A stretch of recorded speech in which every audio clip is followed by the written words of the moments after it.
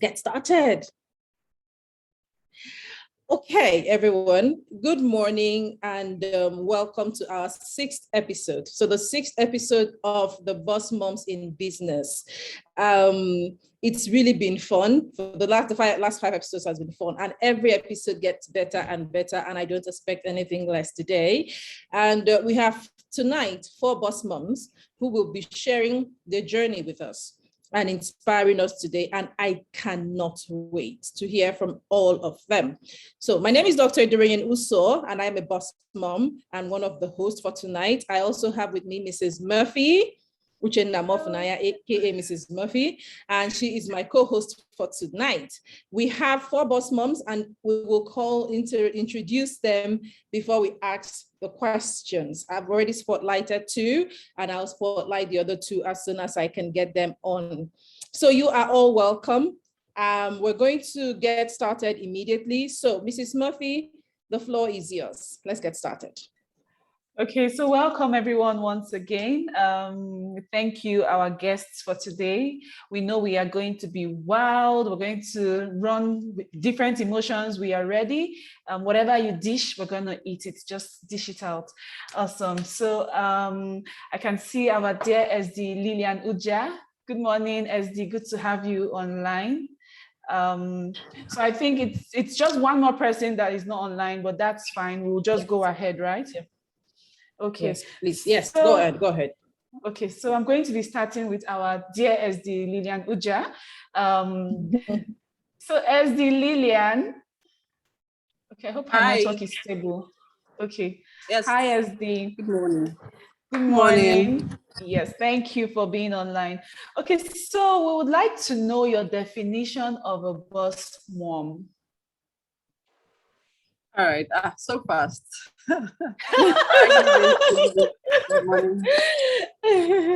We'll get to know more as we go on. So we're starting with you, and we always start with the definition of boss mom. So this is called boss moms in business. But first, let's get people to understand what a boss mom is. Yes. Okay, thank you so much for having me, first of all. Thank you, SD, Dr. ID. Thank you, Mrs. Murphy. Thank you to every other person who pioneers this. It's a good initiative, and I applaud you guys. All right, what's a boss mom? For me, really, what is the boss mom? A boss mom is someone who is ambitious. A boss mom is someone who is highly driven. A boss mom is someone who is fierce. She's bold. She's daring. She's audacious. She's outspoken. You know, she doesn't just talk, she goes all out to do the job. You know, and for another definition I think I have is that a boss mom is someone who prays, who slays, funny, someone who, minds her business, does her best, and allows girls to do the rest. And also, a boss mom is someone who doesn't allow her business suffer because she has a family. And someone who doesn't also allow her family to suffer because she has a business. She always tries to find a balance at every point in time, So that's the boss mom. Wow, awesome. Thank you. That was brief, but I got a whole lot from it. So the summary of what I got was that a boss mom is a talk and do woman. She doesn't just talk. She's an action woman, fire. Then she has her emotions in place. So meaning, action personified. Yes. So she has her emotions in place, in check. She doesn't just go off and just go low. She has her emotions in check, and then she's able to balance her business and her home, which is very, very important. So that's what I was able to get from this. Please, our viewers, we would love you to drop your points in the comment section. Let's be getting your learning points. Anything you hear from any of the speakers, please just drop them so that it can be an interactive session as well, and would appreciate that. So thank you very much, SD Lillian. We really appreciate that definition. Let's move over to Joyce Olagere. You're welcome. Yes. Okay, so what is your definition of a boss mom? Thank you, Mrs. Murphy. Before I answer that, I just want to say thank you to Dr. Ida and yourself for having me on today, and to hail my fellow Boss Mom panelists, Ezzy Lillian, and I see Chino Sofo. I'm sorry, I can't pronounce the full name. I think it's abbreviated. It's good to be here with you guys tonight. So my definition of Boss Mom, that is a very simple question, but quite loaded. And for me, I would describe her as a Proverbs 31 woman. So to me, the Proverbs 31 woman is an epitome of what a boss mom is. And I'll describe that in a few words. I'm just taking the verses from that scripture to describe who a boss mom is to me. She's someone who is hardworking. She's up very early to cater for her family. She's an organizer. She organizes her day, and she rolls up asleep and gets to work even before her household is up. Keeps an eye on everyone in her household. She keeps them productive all day long. And guess what? A boss mom is someone who also is involved in multiple businesses. So she's a homemaker, and also she provides for her family financially. She doesn't just do one thing. She does several businesses. And when the dry season comes, when it comes, she can smile and relax because she knows that her family will be okay. In summary, a boss mom is a value-adding wife or woman. As a homemaker, she ensures her family and household are all well catered for. And she's a kind woman, she's loving, and she's a supportive helpmate for her husband. She's also someone who's a natural, and she's wise. She's a philanthropist. She helps to the needy around her. And she's also a fashionista. Her clothes are well made and elegant, and she always faces tomorrow with a smile. That's to me a boss mom. Like as Lillian said, a boss mom is balanced. She caters for her home. She has a family that she looks after. She also takes care of her business. And we'll get into that a little bit later, the multiple businesses. So to me, a boss mom is a woman of substance who ensures that her household is okay. And she also fends for herself and others around her. So that's me, a boss mom. Wow, that's an amazing definition. Many times when we hear of the Proverbs 31 woman, people have their own ideology. People have their way of translating it to fit their own circumstance. But I think if we really take our time to read through verse by verse, you would realize that the Proverb 31 woman is not just a woman that cooks and cleans. She's actually a woman that is very industrious, and Joy has given an amazing summary. And there's something she also added. She's a woman that is happy. She's a woman that smiles, because it's not just about, all the glam, making money, your home and the business. You also need to be at peace within yourself. So I think that's also very, very important. Thank you so much, Joyce. We appreciate that. So let's move over to the next guest, Chin Sofo. Chidinma Nsofo. That's the full name, Chidinma Nsofo. Good to have you, ma. Kindly unmute yourself. Okay, thank you. Thank you, Mrs. Murphy. Okay, thank you very much. So the next question, the same question goes to you. What is your definition of a boss mom? Okay, let me start by saying thank you to the organizers of this presentation, and thank you to Dr. ID. I consider this a huge privilege, and for the first time I'm seeing Joyce Olagere on the same show, and I'm excited to be here with you. As the Lillian, thank you, good to see you once again. So my partners have said quite a lot about who a boss mom is, and in addition to what they have said, I want to add that a boss mom is a woman that understands her purpose. A boss mom is a woman who knows her God and draws her strength from God. A woman who is not deterred by the circumstances around her. A woman who knows what she wants and goes for it. She's resilient, daring. She's strong. She doesn't allow society to define her. So a boss mom is one, like as the Lillian and Joyce already mentioned, that have a balanced life and family. You are able to manage both the home front, you're able to manage the business, you're also able to manage, if you're someone like me also who has some other engagements in ministry and all of that, you're able to, whip them up together and nothing is lacking. So a boss mom, like the Proverb 31 woman that Joyce also mentioned, is a woman that is balanced in every facet of life. So she's strong, she's daring, she's equipped. She knows how to balance herself and how to weave her way through life. So basically, that's what I think a boss mom is. And finally, before I end, she's someone who works and lives her life on her own terms. So that's my summary of who a boss mom is. Thank you. Wow, thank you so much, Chidinma Nsofo. So what I got from that, I got a lot, but what I would like to re-emphasize is what she said about, she's a woman who knows her purpose. She understands her purpose and she goes for it. So it's one thing for you to know, oh, this is what I want. This is what God said I should do. It's another thing for you to understand it. And then it is not on a different level for you to go for it, because we have so many people that are just carrying purposes that are just dead, like their purpose is just going to die with them. And we hope that everyone listening and watching, your purpose will not die with you. By the end of this session, you will know, you will understand, and you'll be able to go for it if you have not been able to go for it. So thank you so much. That was very, very impactful. Okay, so let's move over to the next speaker, Oluwaseun Ayodele. Wow. Good to have you here. Okay. Good morning, my SDs. Good morning, my fellow leaders. My name is Oluwaseun.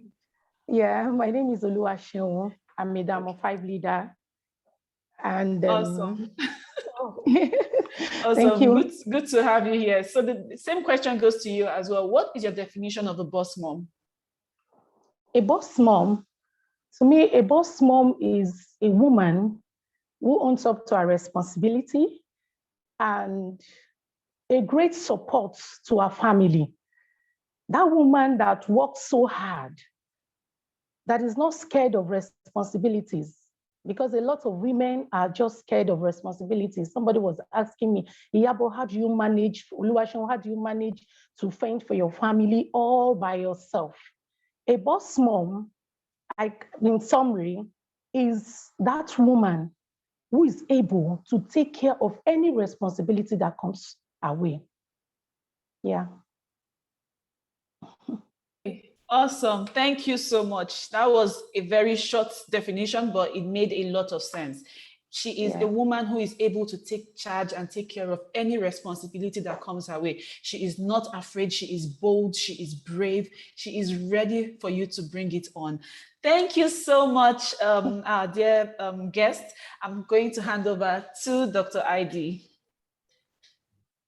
Thank you so much, everyone. My network isn't very good, so please alert me if you stop hearing me. Well, thank you so much, everyone, for that definition. I mean, like, I've just been nodding. I think for me, one of my best takeaway for decisions tonight is that a boss mom is someone who faces tomorrow with a smile. Like, you face tomorrow with a smile. And then another one was when she said, a boss mom is someone who does not allow any part of her life suffer, no part at all.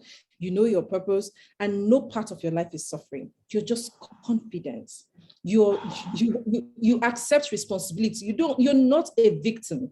Many women claim or play victims to situations. A boss mom doesn't get victimized. And that's what these ladies just said tonight. You face tomorrow with a smile, irrespective of what is going on. You know what you want and you go for it. Nothing around you is suffering just because one is suffering, the other cannot suffer. You create a balance and you are in control. Fantastic definitions. Thank you so much. Thank you so much, boss moms. The second question I will ask everyone again is this. Now, you have given amazing definition of boss moms. You have met with several women. Do you think that any woman at all can be a boss mom? Or are there some things that they have to do to qualify? Can any woman be a boss mom? I'll start with you again, SD Lillian. Can any woman be a boss mom? Oh, yes, yes, yes. Every woman can be a boss mom. Every woman. You know, there's something about the human being. When God created man, he said, created man and he created woman. He didn't say he gave some abilities and he gave others. You know, he said he gave us same qualities. So, you know, what shape the human mind? A lot of things shape humans. You know, you grow up in environments, your people you mix up with, the kind of things you know, people you relate with over time can shape your mindset, it can shape how you think. And then because of that, you begin to, you know, walk in that same light and begin to see yourself in that same light. So for me, anyone can be a boss mom. It just takes intentionality. First of all, you have to determine, you have to decide that you want to be a boss mom, you know, and then it takes a lot of discipline. Because from what we have heard today, from everything everyone who has spoken today has said, you know that all of these qualities are not a walk in the park. We've just been talking. It sounds so easy to be daring, to be audacious, to have a lot of businesses, to be able to balance your home. It takes a whole lot to be able to do this. And everything comes down to being disciplined. If you're not disciplined, you will not know when to wake up. You will not know when to do what. You will not know how far you are going with one thing and when you should slow down, you know. So it takes a lot of discipline, okay? It takes a lot of discipline to be a boss mom, but everyone can be a boss mom. It just takes intentionality. I know I have 1 minute, so that's it.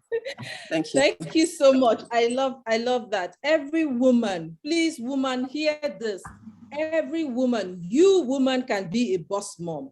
It sounds easy, but it's not.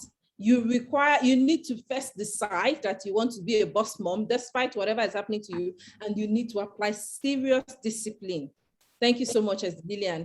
All right, FSD Joyce, let's hear from you. Hey, in fact, I want to piggyback on what Lillian said, because I had exactly the same similar answer to her. Yes, every woman can be. We're all created with the same innate abilities God gave to everyone, right? So everyone has the ability to be a boss mom, but not everybody will be. And what she said is exactly, it takes discipline, because looking at, for me, like I said, the Proverbs 31 woman is a strong inspiration. She's always been for a number of years now, but it takes discipline. I used to marvel, how can one woman do so much? But when I find myself today, we'll get to that later on, and look at all the things I'm doing, I'm like, oh, wow. So it takes intentionality. Like Ezelian just said, you have to be intentional about it. You have to have a mindset shift to be able to do it. And you need to be disciplined, because dreaming about it or dreaming of becoming a boss mom is one thing, but the reality of the daily choices and decisions you're going to make, and in the little daily choices that you're going to do, whether you're going to watch your favorite TV show, or you're going to build your business or do something in the home, or you're going to hang out with friends and just chillax or do something else. So those choices are daily small choices that you have to make, but discipline comes into it, and would, you know, expatiate as we get on. So definitely every woman can be a boss mom, but will every woman be a boss mom? Probably not, because they will lack the discipline to actually live out that reality. So wow, thank you. So Joyce says again, every woman can be, but not every woman will be, because we are not disciplined enough to pay attention to the daily choices we make. You know, some people think that being a boss mom requires a whole lot of, it requires the big thing. It's in the big things you do every day. But Joyce is saying it's not in the big things. It's actually just in those daily small decisions we make. So you will first decide, I want to be a boss mom. Then you now start making those small decisions on your daily activities that will foster or push you towards becoming the boss mom. So it's nothing big. It's on in the little decisions you make every day. Thank you so much, Joyce. All right, Chidima, can we hear you? Can everybody be a boss mom? Yes, I agree with Joyce and Esther Lillian. Everyone can be a boss mom, but not every woman will be a boss mom. And this is my reason. The only women who can be boss moms are those that have broken the limitation that society has, attached to women. You know, a lot of people will say women can be this, women can be that. And so many women buy into those lies, into those limitations, and you believe, you define yourself by those things. So for as long as you will define yourself by the societal definition of who a boss mom is or what a woman can do, then you can never be a boss mom. So if you are the type that listens to people or listen to allow society to define you, then you can't be a boss mom. So if you want to rebel against those limitations, then the sky is just a starting point for you to become a boss mom. You can actually be a boss mom and be more. You understand? So everyone can be a boss mom, but not everyone will be a boss mom. Thank you. Wow. Wow. So this one is hitting from a different angle. It's hitting from a different angle. So, we're talking about decisions, discipline, daily choices, but we also don't think, about the fact that there is something you must fight. It's not just now internally, there's this external thing where they say, a woman, this is how far you can go. I'm sure when men hear the word boss moms, they're going to feel like, okay, so, but there's this limitation, even we women would have. I'm telling a woman, you can't go, you cannot, you are not a superwoman, you cannot marry it all, you can't do everything together. So the external thing influences your belief system. There's something that my pastor said 2 weeks ago. He said that whatever we allow to get planted in our hearts is what we will manifest. So what you said now is that if you allow that negative thought, no matter your decision to be a boss mom, no matter the little steps you take to become a boss mom, what will manifest is that fact that you know that you cannot be a boss mom because there are some limitations placed on women. So you must make sure that from the inside, you already have broken that limitation and say, no, there's nothing like a limitation. Just like as Lillian said, we were all given the same gift, men, women, everybody. So we have no limitation. So you need to break that limitation. Thank you so much, Edema. All right, Shaun, Oluwaseun, over to you now. Can every woman be a boss mom? Yes, every woman can be a boss mom. Every woman that has children can be a boss mom, whether you have children or not. So long as you are a woman, you are a lady, you are a female, you can be a boss mom. It's all in the mind. It's a personal decision. You can, because why I'm saying that is because I'm a single mom, but I'm a boss mom on my own. I take care of my kids. I wake up early. I know what to do at the right time and when not to do it. So I believe every woman is loving. Every woman is compassionate. Every woman is strong. And you can be a boss mom. Yeah, you can. Every woman can. Thank you. Thank you. So there is no excuse. You are given that gift as a woman: compassion, love, care, and these are the character gifts you require to be a boss mom. So you already have the gift. The question is, have you made that decision? Have you broken the limitation within you? Have you started carefully prioritizing and watching your daily actions? If you have, then you too can become a boss mom. Thank you so much we've gone around the second round of questions, and this is becoming very interesting. So Mrs. Murphy, over to you to continue. Thank you. Thank you, Doctor. Okay, so the next question goes to SD Lillian. And my question is, when did you decide to become a boss mom? All right. Honestly, it's been way back. Like, I've always wanted to have money, even though I didn't understand what this I grew up to know what boss mom means, but looking back, I have always wanted to be somebody great. I've always wanted to be successful, and my background, I came from a family where we a family of girls only, because they call us girls who still like I had 6 girls, and I'm from that tribe where, as in the male child is really, really important. Like they really, they honor the male child a lot. So for us, for my family, of my mom, it was like, oh, what's happening to me and all that. So, and it was really, really painful for me growing up, seeing my mom sad every time she had to have a child. I was the first. So as I'd always made up my mind to be successful, I wanted to change that narrative, that the girl child can be more, So growing up, I've always done something. I started, I've been this entrepreneur entrepreneur. I had this entrepreneurial skill growing up. From primary school, I used to leave the house to sell sweets on the streets, and my mom never knew. So when they give us money for school, I save my money, I buy packs of sweets, and I put them in a tray. I go out to sell, and I sell them, And when I left primary school, I got into secondary school. Okay, I got into secondary school and went to the university. I started doing modeling jobs, and I was doing very well in school. I lived off campus. I had one of the best houses. I wasn't really reliant on my parents and all that because I was doing well. Okay, I used to write exams for people and come out with good grades. I go in, that thing, I know it's not good, but I did it in school. I write exams for people, get good grades for them, they pay me and all that. So I've always been ambitious. I came out of school, I wanted to pursue my career, and I wanted to be an Okonjo-Iweala. So I was reading all the books, I had certifications, aside for my BSc. But guess what? I didn't get a job for 4 years. And finally, when I got a job, it was 70,000 naira. I was on that job for 6 years. And when I got married and I started having challenges with my pregnancy, hubby said, come back home. The money is not even good. So just come home, sit at home and let's have our kids. I lost 4 babies at late time, and by the 5th one, my doctor said you have to sit on the bed, and for the whole 9 months. So for me, someone who has always been active, to sit on the bed for 9 months, it was really scary. But while I was on the bed, I started researching and I found out that people could buy and sell,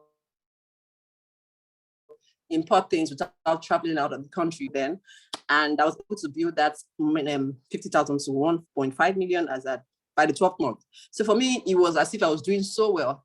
And that was when my upline in this business decided to reach out to me to do this business. So when she came to me, I said, no, I'm not doing this because it didn't seem like it. I was telling myself, if I could sit in my bed or lie on my bed and make this amount of money in 12 months, it means if I'm up and doing, I'll do more. So I didn't see this as something I could do. But watching her, and I saw how far she had come. I think after 12 months, she was driving a brand new car, things had changed. It was really obvious. When you see someone is doing well and it's so obvious, I was like, you have to come to my house. She came to my house, spoke to me about it. And I thought, oh, this is what you can do. It just fits into what you already do. You've been lying on the bed and you're able to do this with your phone, just from your bed. So you can do this as well with your phone. So I started researching, how do I do this with my phone on my bed? Okay. And that was how I found out that people were using their phones to build networks. And I read it like it was a degree course. I studied it like it was a degree course. And I found a lot of things that helped me build. In the first couple of months, it wasn't going fine. But by the third month, I started getting little positive responses. And that was how things started looking up. And by the end of the 10th month, I got my breakthrough in this business. Things have changed. Now, I used to think I had money. When you have raised 50,000 to 1.5, it looked like money. But the kind of money I started making from this business, it really actually opened my eyes to my dreams, the things I wanted to do. Started becoming a reality, started becoming more real to me. It's been an amazing journey. Now, right now, what it has done for me, was that the question you asked? Because I'm like, boss, was that the question you asked, Ms. Murphy? Mrs. Murphy, are you there? Sorry, I think I was just listening, I was hypnotized and I was trying to forgot you were the host, you were just glued. Honestly, I had to come back because I was flowing, I was just talking. You asked the question, what has it done for me, right? No, when did you decide to become right now? It has. Well, you hypnotized me, so I've giving me that voice, Oh my God. To respect. It gave me. So it has given me a voice. It has, it brought me out. People now understand that the girl child can do more than a male child. One thing about the female folks is that they're very sensitive. We know what to do. We know, we are really spontaneous. So when you have money as a woman, you are able to touch a whole lot of lives. You just know that this person needs this. This person, you are led. We are sensitive. We have the foresight. We have hindsight. We can see farther than the male folks. It has really helped me. It has helped me to go into several businesses, own businesses that I'm able to handle those businesses and they are thriving. Everything I've gone through while getting to the top in this business has helped me to, has built me up, has made me, it gave me, I learned perseverance, I learned tolerance, I learned discipline, I learned accountability, I learned responsibility. All of these things have helped me to do my other businesses. And same principles I applied to get to where I am. I'm also applying in these other businesses, and they are moving and are doing very well. Today people now come to me to say, okay, can you tell me what business to do? Give me an advice, give me a business proposal. It has turned to another, as in I have made it a source of income, but I'm thinking about doing it now because I give it for free. And my other one's like, monetize this thing. And I never knew that was not even what I wanted to do, but people see me as someone who can give that like a resource, because you are doing well in these things. So it means that there's something that we don't know. You have an information we don't have. These are the things that can happen for you when you build a network marketing business. It builds you up. It makes you an all-rounder. Your skills are harnessed and, to the maximum. A lot of things have happened. And the future, what am I saying for the future? I'm amazed. Like people say, I don't even know. I don't even understand. I'm just in the business and I'm talking this way. I'm seeing these kind of things that have a lot of things happening for me. What will happen in the next 10 years? Don't even imagine. What will happen? I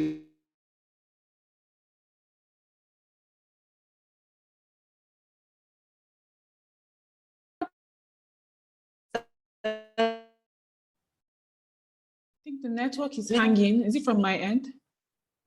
No, it is hanging from from Ezzy Lillian's end. They have good businesses they're doing. All fun, sorry guys.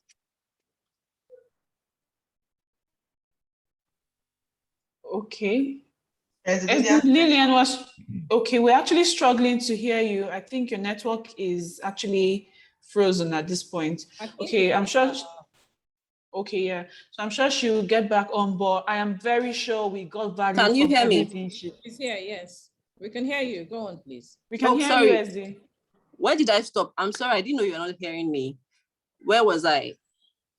I was just talking. Well, the last thing I heard was when you were talking about monetizing, but I didn't even hear anything before that. I said, right now, my husband is advising I monetize that skill. It's a skill. I could monetize it. I'm just giving it for free. Now, I never knew I had that ability or that skill, or whatever it was. I never knew I had that inside of me. But everything that has happened for me happened because I came on this journey. I discovered myself. I was a very, very shy person, very, very timid. I used to be bullied in school. My mates would tell me to kneel down and I would kneel down. That was how timid. Those who know me in school will tell you I was super timid. I'm still very shy if you look at me very well. This business has given me, it has changed me. I can be very shy, but when you tell me to speak, I don't even know where the words start coming out from, and then I'll just be flowing. These are things this business can do for you. And the fact that I've been able to, help my family, that for me is my greatest joy. I have 7 siblings, and I've been able to fix everybody up, not just fix them up big time, to do stuff on their own. They're so independent, and every money came from this business. So if you are here and you do not see the possibilities, you cannot see. I don't know, maybe we have to open your heads and put it inside so you understand. There's so much possibilities here. There's so much you can get from this place. There's so much, aside from money, you would be fully developed. You'll be fully, you'll be your maximum. Like everything you do not think you have will come out, and for me, that's my greatest joy. Then I'm talking about the future. What do I see in the future?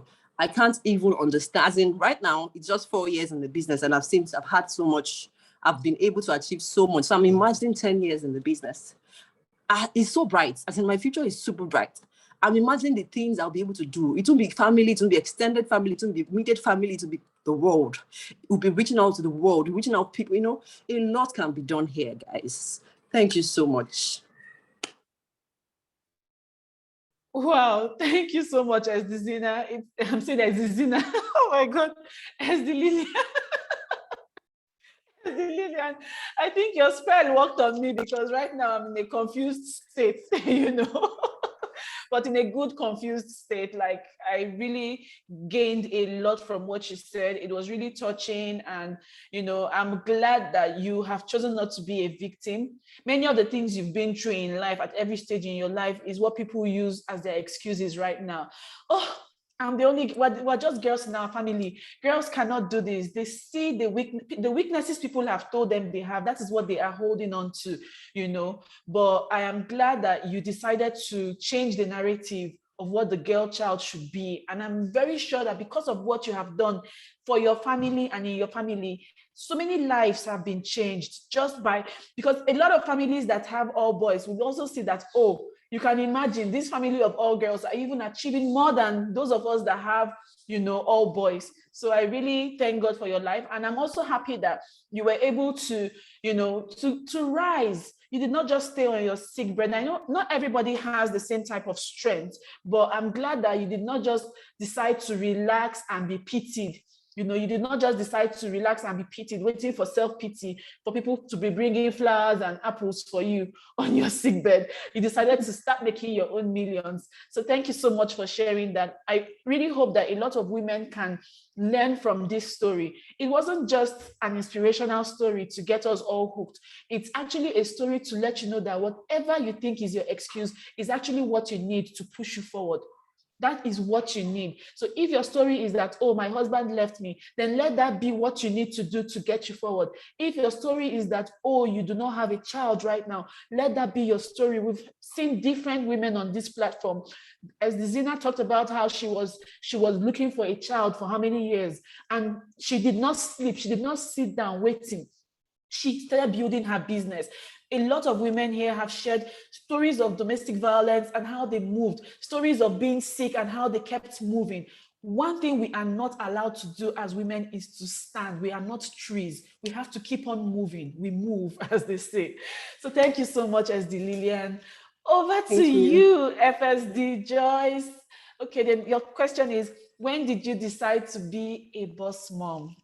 I just want to say I'm super inspired by your story, SD Lillian. Amazing. I can't do fire bombs on my laptop. I would have been releasing fire bombs right there. Fire, yeah.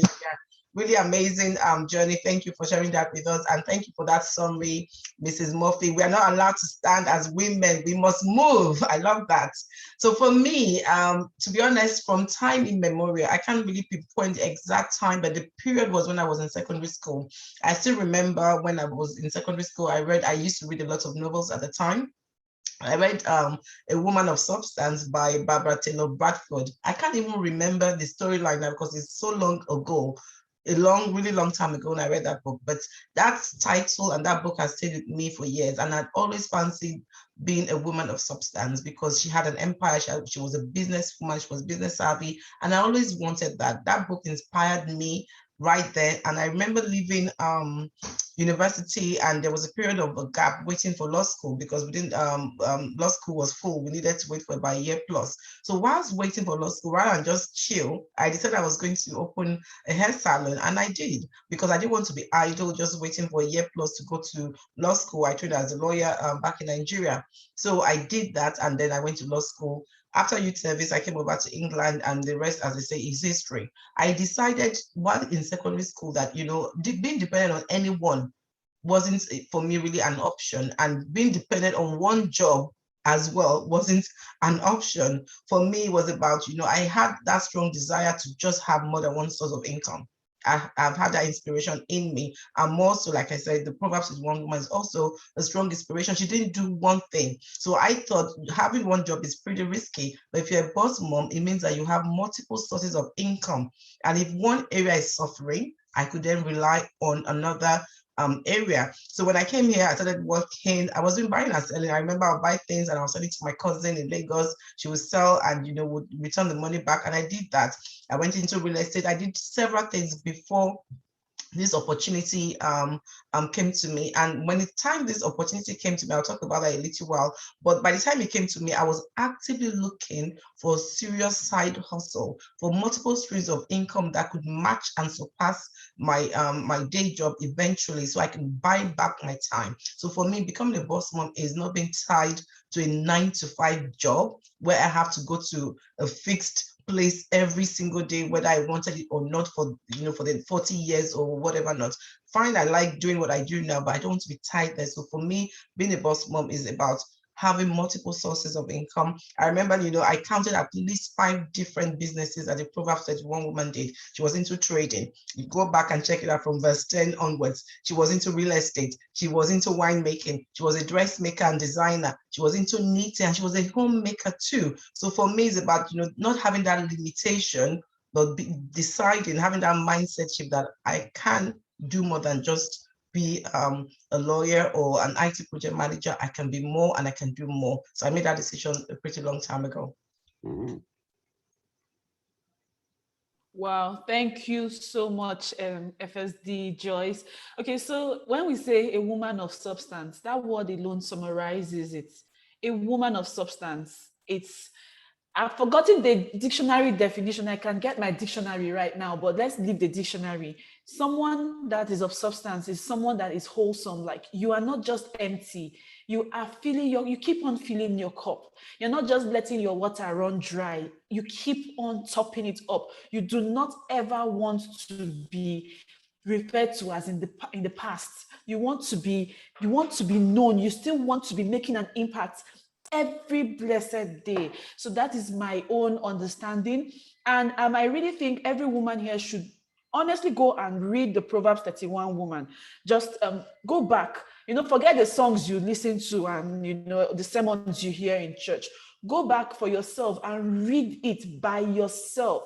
And you'll be amazed at the things the woman did. Many people only hold on to the part that she was a homemaker. That is all my life growing up. When I heard the Proverbs 31 woman, it was all about a wife that was cooking and cleaning. In all honesty, that was the idea I had about the Proverbs 31 woman. Until one day, I actually heard a particular song by Flavor, and the words of the song, it was in Igbo, but the words were so beautiful. Like, I literally started crying while I was listening to the song. That was the first time, and that was, I think, my birthday 2 years ago. That was the first time I went to the Bible to open it. Well, for those of you that are not Christians, it's fine, but I think this is for everyone. The Proverbs 31 woman. So you can actually just Google Proverbs 31, and then it will just give you a summary of who this woman is, so that you would really understand who she is. She's not just that woman that cooks and cleans. I'm really emphasizing on the cook and cleaning, because that is all I've understood all my life, until I decided to read for myself. And I found out that the wealth of knowledge in that chapter alone is something that anyone and every woman should take home to. Every man listening to this should even read it, so you know what to expect from your wife. You know what to expect from your child. You know the kind of daughter you are bringing up, the kind of guy you are bringing up as well. So thank you so much, our dear FSD. So over to you, Chidinma. Can you kindly unmute yourself? The same question goes to you. When did you decide to become a boss mom? Okay, thank you, Mrs. Murphy. Once again, thank you, everyone. Becoming a boss mom has always been an ambition. I share the same background like Esther Lillian. I also come from a family of 6 girls, and would I call it a stigma of what now? Coming from my father's kinsmen practically told him there was no need sending your girls to school. You're actually wasting money. You're wasting money sending these girls to school, because when they were done with school, they get married and you're working for another man. So with that kind of mentality, I was so pained. I was angry. I grew up angry with that societal, with that, definition of a woman being, like you said, being relegated to the kitchen and being, defined as just, you cannot amount to anything beyond being a man's wife. So I hated that mindset. I rebelled against it. I wanted a life that I could determine, I could afford anything I want to afford. I can do what a man would do, and still, be without losing my sense of womanhood. So being a boss mom has actually been an ambition I've nurtured all my life. Even while in secondary school, I would help some of my friends sell stuff. And then in the university, because at the time, then scrambled when Savannah Bank crashed. So it was like a difficulty for us to go to school.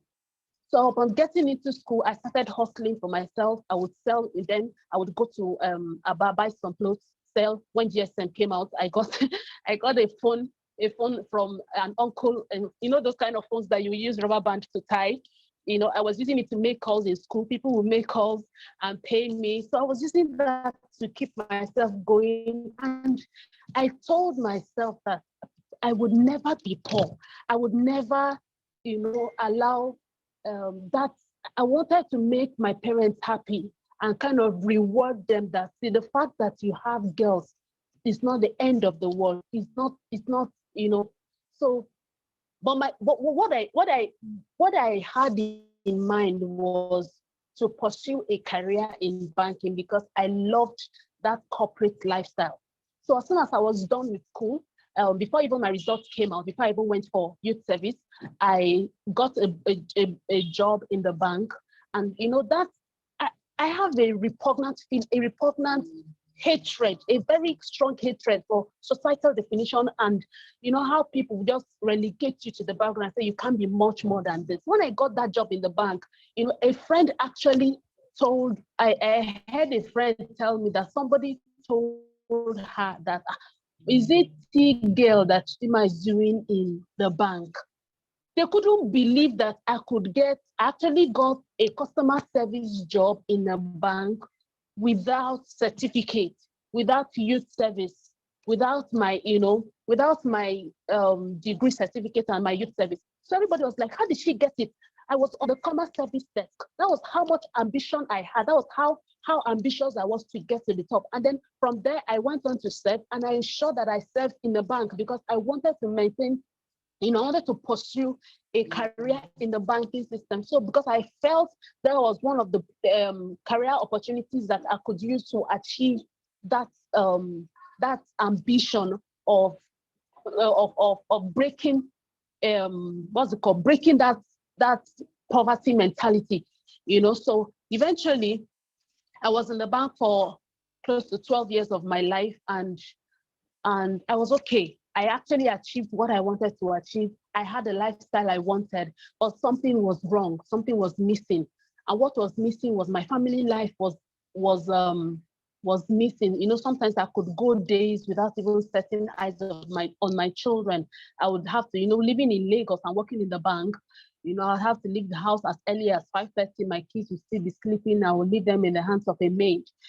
Sometimes I get back home because I actually rose in the banking sector up to the managing level. And, as the higher you go, you get the more responsibility that is laid out for you. So sometimes I would have management meeting, would have departmental meetings running into 8:30, 9 p.m. Sometimes I have to actually get up angry and say, see, I need to go. I will go 2 days, 3 days without setting eyes on my children. I'll come back home and I'll meet them sleeping. So it was painful for me. It was sometimes when I get back home, I would even carry them out. I would say, leave them, let them sleep. And I'm like, how will I go 2 days, 3 days? And I won't spend time with my children. And then the day I had it here was I got back home from work. I actually intended to get home early from work so that I could spend time with them.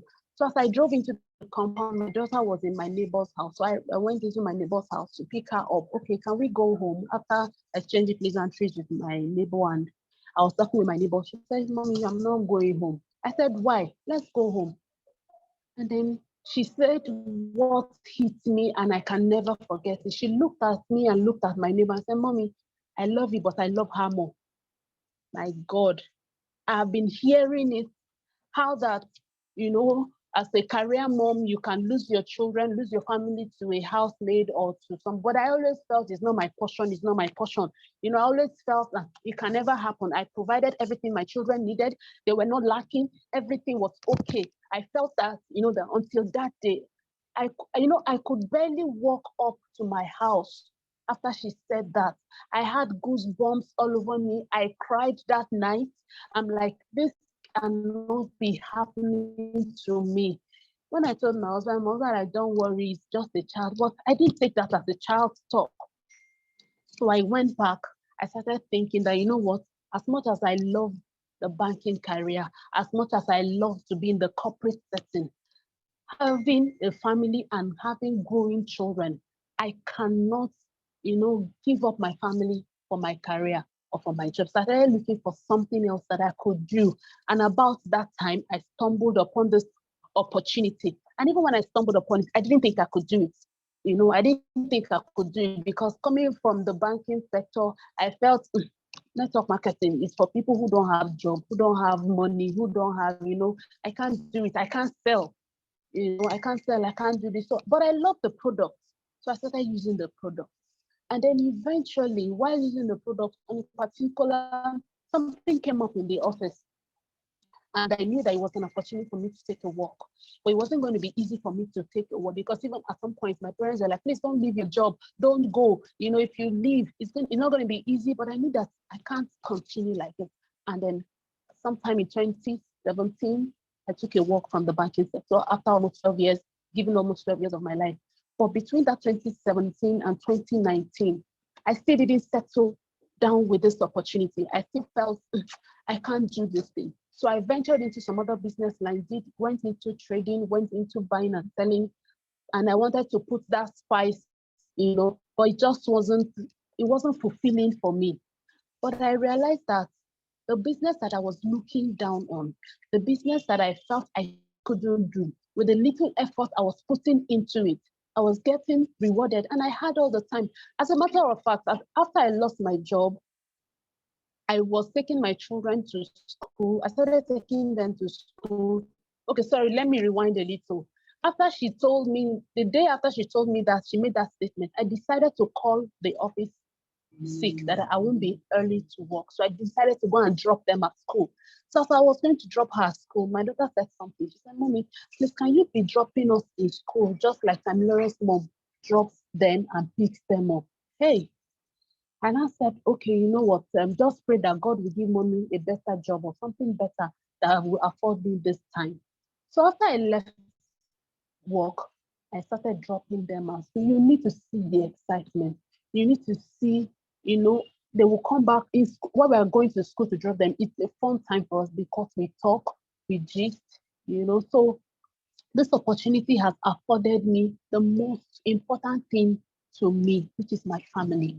It has afforded me time to spend with them. I haven't gotten everything I need or everything I signed up for, but the little I have gotten, the time I spend with my children, the flexible work schedule that I run. Sometimes when I go to my office, I have an office that I run. I go, like now that they're on holiday, I go to work with them. I do my things with them. We're always together. We have time. There's nothing like I'm losing my children to a neighbor or to a friend or to anything. And for me, that's priceless. That's the best gift that this opportunity has afforded me. So I don't take it for granted. And what's the future for me? The future is amazing. The little I have seen in this past few years indicates that the future is beautiful.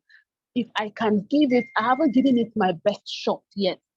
And I know that if I can give it my best shot, that I'll now recognize myself. And my children and my posterity will be glad that I did. Let me not talk more than this. Thank you very much.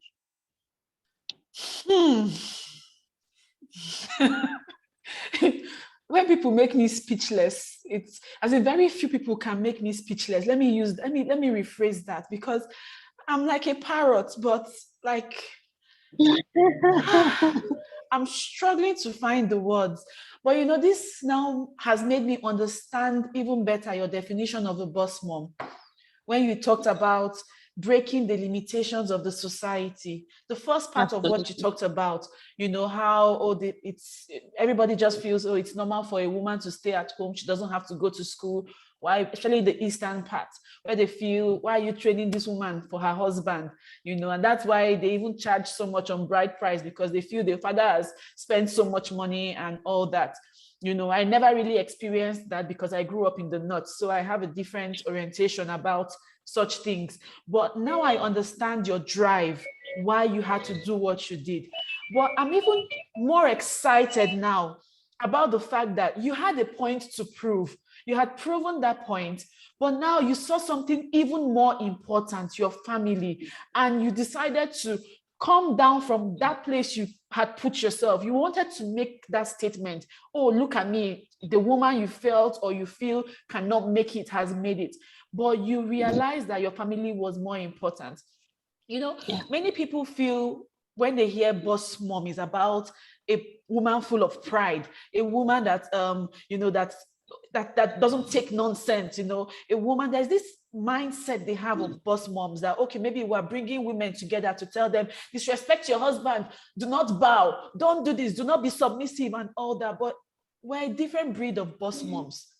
We want a balance.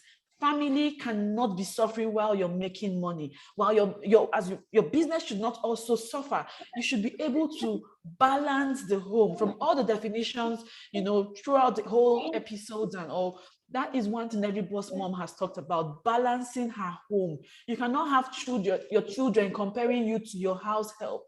That job is important. Oh yes, the money may be fantastic. Oh yes, but you may end up not knowing your children. And as a mom, I know for me, I had to make certain decisions in my life. I had to do the school runs. So I know what it's like for you, because the one time I made my children go through the school bus, I know how they couldn't wait for me to come back. So we are so proud of you. You are an epitome of grace. You are an example that so many women should emulate. This story should not just remain here. We hope so many more women and men will listen to what you have said. So thank you so much for sharing. So let me move over to Oluwa Sheunfumi. The same question goes for you. When did you decide to become a boss mom?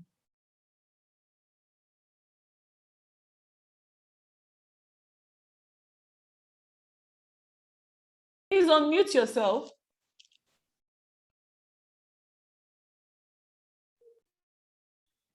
Okay, sorry about that. My story has been a very wonderful one. As a growing child, I think I lost my dad when I was 8 years old.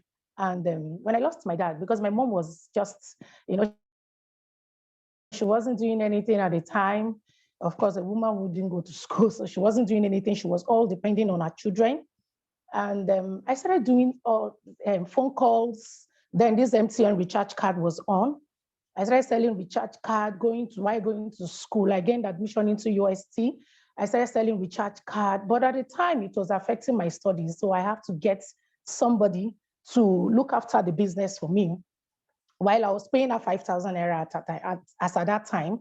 Then I go to school, but I noticed I managed to pay my school fees year 1, year 2, till my final year. Then I met this young man who came up to me and said he wanted to marry me, that he has been watching me all the while struggling, going to school. Even from that business I was doing, I was managing to fend for my siblings. It wasn't easy because there was no dad. My dad died when we were very young, like I said, 8 years. So while I was doing that business, this young man came from Edo. He came and said he wanted to marry me. And now love, and knowing that somebody who came all the way from abroad, I was so interested. I didn't even bother knowing him so much. And before I knew it, we were on. And I had my first child. But when I had my first child, I started going through a lot of torture in the house. Suddenly, his mom never liked me. His mom never, I think her reasons was that she never wanted her son to marry a girl that is from Yoruba. So I started going through a lot of torture in the house. And suddenly, his twin brother came and also said, this marriage won't work. So long as I'm concerned, this marriage won't work. I knew why it was for me until, in fact, it's a long story, until one of my aunts came and picked me out of the house. And while we were in the house, we saw all sorts of things. All sorts of things. These people accused me of doing diabolic means. You know, as a little girl then, I was 23. I faced a lot. I was washing his clothes, washing his family. In fact, almost everybody in the house was mine. You know, I was like a maid to everybody. I was doing everything. But oh my God, it was really not easy for me until my aunt took me to her house. And as at that time, when I left the house, I was already pregnant of my second son. I already had a firstborn son. He was 2 years at that time. I left the house. My auntie took me to her house. She stayed with me and she was helping me. Was when I left my auntie. So when my families helped me, I said, okay, we need to pay an accommodation for you. And so they paid a self-contained for me, where I was living with my 2 children.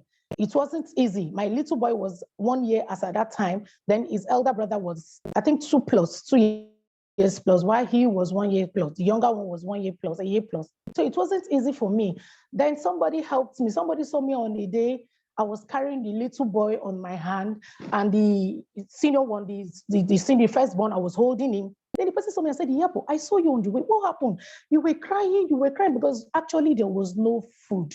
There was nothing to eat at home as at that time, and my children were crying. So I carried my children in the rain. I was going to see a friend of mine to help me, while I met a good Samaritan who told me, Iyabo, come. What is your problem? I knew him back then. I explained everything to him while I was crying, and he offered me a brand new car. When he offered me that car, you won't believe it. I was like, how come this man got me this car? And he started feeding me. He paid my rent 2 years. He gave me money to go to Lagos. I was doing female and male wears. And somehow my auntie now saw me and said, okay, Yepo, come, there's an offer. You need to get this job. And that was how I got the job. I'm working up to today. I'm a civil servant by the grace of God. And I got that job, I think 2015. When I got that job, while I was doing my business and also my job, I got this young lady, pretty lady, who walked up to me and said, you have to join my platform. And I was like, what is the platform? She said, Longreach. And I was like, no, please, network marketing is not my thing. Please, I'm not just interested. I'm not cut out for that. I'm not just interested. You know, now I was driving my car and I was also taking my children there. Small money, little money, I started coming in. But while I was doing that, she told me, and I said, no, I'm not interested. So we moved to our new site. And when we moved to our new site, another lady again walked up to me and said, Iyabo, you need to join Longreach. I said, no, I am not interested. She said, you need to join this platform. I told her, see, even if I want to join, I would have joined a lady. Sometimes she has been disturbing me, and she also knows the person. I think is her upline. She has been disturbing me. So she said, join, come and join me. So I knew I was going to join as at that time because I needed extra income. So I called my grand upline immediately, and I told her, and I said, see, so person wants me to join our platform, to join her in her team. And she said, oh, no, that's my downline. You are free to go ahead. You are free to go ahead. So immediately I went back to the lady, and that was how I signed up. But to be honest, right from when I joined this platform, my life has turned around. It's not even the car I got. It's not just the car, but my life has turned around. Longreach has blessed me in so many ways that I had to raise 2 children when I came on board. I registered my poor mother. My mother earns on a weekly basis. I make sure that because of that earnings, in fact, I'm so interested that any money that I get, I don't spend my money. I want to get products. I want to get products. So at the time, I made a banner and kept in my house. And where I'm living, I moved to a new apartment.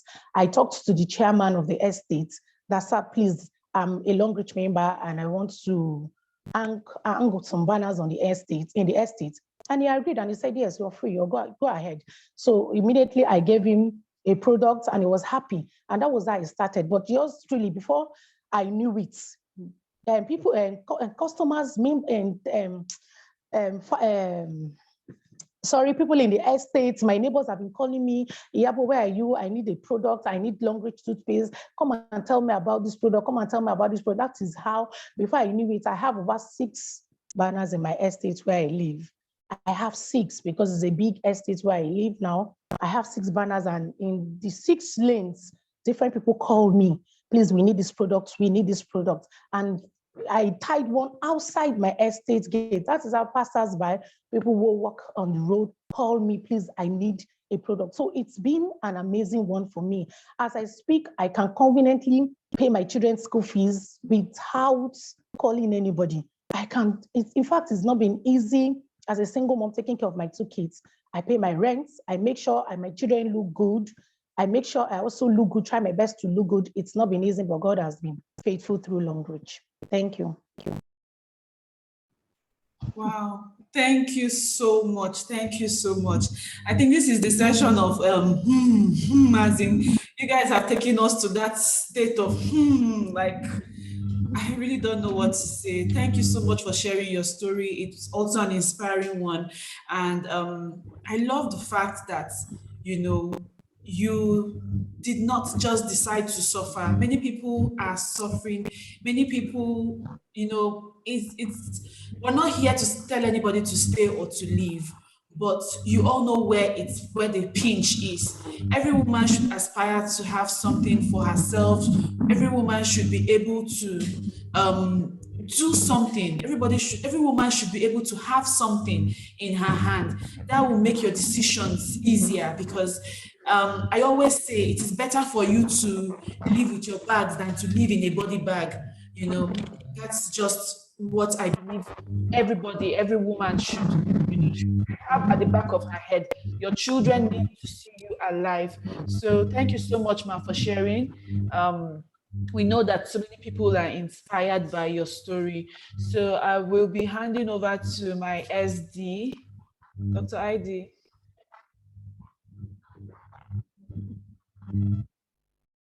I don't even know what to tag this episode, because honestly, I see a lot. The stories all tell me about hustlers.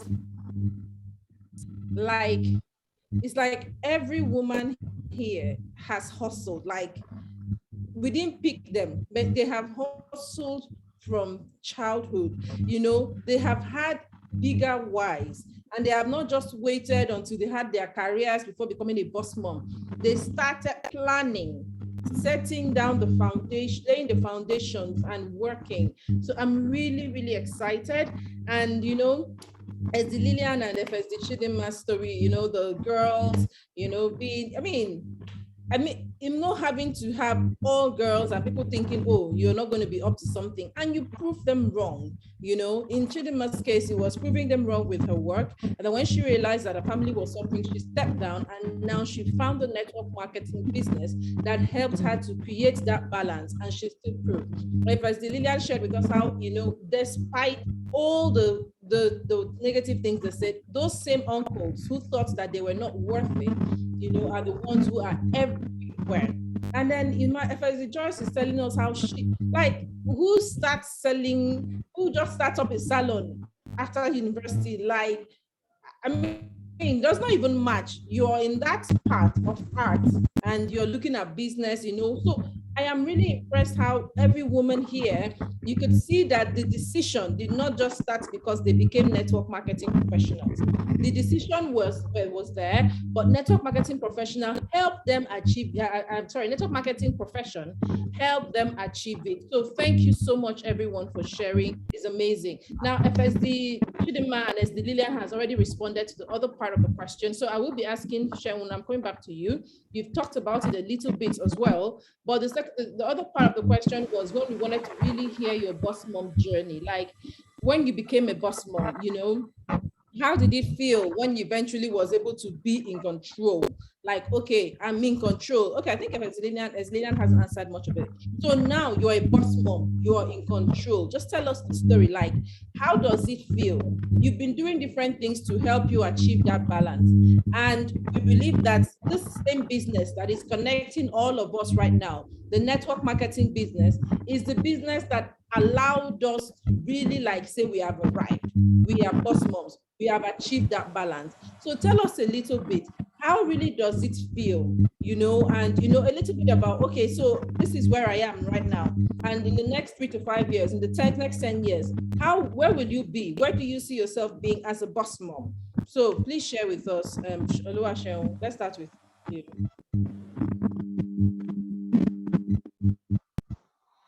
Okay, in the next, sorry, please, ma'am, can you come over?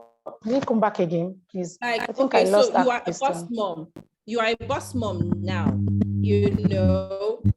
how does it feel that, to know that, okay, I've always wanted to be a boss mom and I've done several things to become a boss mom. I found a network marketing business that has helped me like literally hit that goal, and now you are a boss mom, you are a certified boss mom. You've created that balance that we've all talked about. Now, how really does it feel? Can you translate it in your own words? What are the perks? What are the things you're observing? And also, where do you see yourself in the future?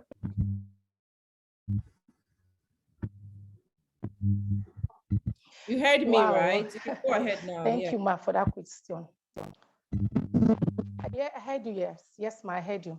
Joining, sincerely speaking, this platform is platform that I would want to join, even in my next world. I see myself now as a queen. When you've been struggling all along, all alone, and suddenly you find yourself on a platform that gives you that weekly income, not monthly. My salary, in fact, what Longreach is paying me cannot be compared to what I earn on a monthly basis. So that weekly salary that hits my accounts, I have several accounts in with Longreach. That money that hits my accounts, my children's accounts, also my mom's account. I mean, it's amazing. I feel good with myself. In fact, when I'm talking to people now, I am very confident of myself. I feel so good, so good. Things that ordinarily I can't do before, I find myself doing them now. In fact, I'm this type that I was not this outing type before I joined Longreach. I was not this outing type. I was this indoor and shy person. But right now, I can tell you that there's no way you call me, just wake me. In fact, when any call, once my phone rings, I'm expecting that it's a business call. And whenever I receive a call that is a business call, oh my God, you need to see me. It's like heaven. In fact, it's like, I'm just overwhelmed. I'm just happy. Longreach is that platform that I would encourage every woman out there to join. This platform has totally transformed my life and my children's life. In fact, a lot of people, before I don't have people who envy me, I don't think so. But right now I see that a lot of people wants to know how I got there and how I am able to. A few months ago, I qualified for the US-Canada trip. Even as a single mom, I'm doing my civil service work and I'm also doing my business. And I'm also taking care of my children. So you can imagine as a single mother how I cope with my children, my business. But Longreach platform is a platform that is flexible. Is a platform that is, in fact, I feel very good. In fact, sometimes I don't feel like sleeping. It's as if the night shouldn't even come. I do my business, even if, in fact, somebody called me one time and said, Oluwaseun, why are you online? Even till 3-2. Yeah, I sleep very well. I do sleep. But when it comes to my business, any message I get concerning my business, wow, I'm interested and I'm alert. I want to answer, I want to respond to that message, So Longreach has totally transformed my life. I feel very good with myself. In my church, they know me as a Longreach member. I've been able to register my pastor and his wife, and they're so interested in this business. So I am grateful to God. Longreach is that platform to belong. I am grateful to my two great OPs, my upline, my grand OP, our Onitiri, just so wonderful. They've been so great. Ekine, Jennifer, Ekine, oh my God, they've been so wonderful.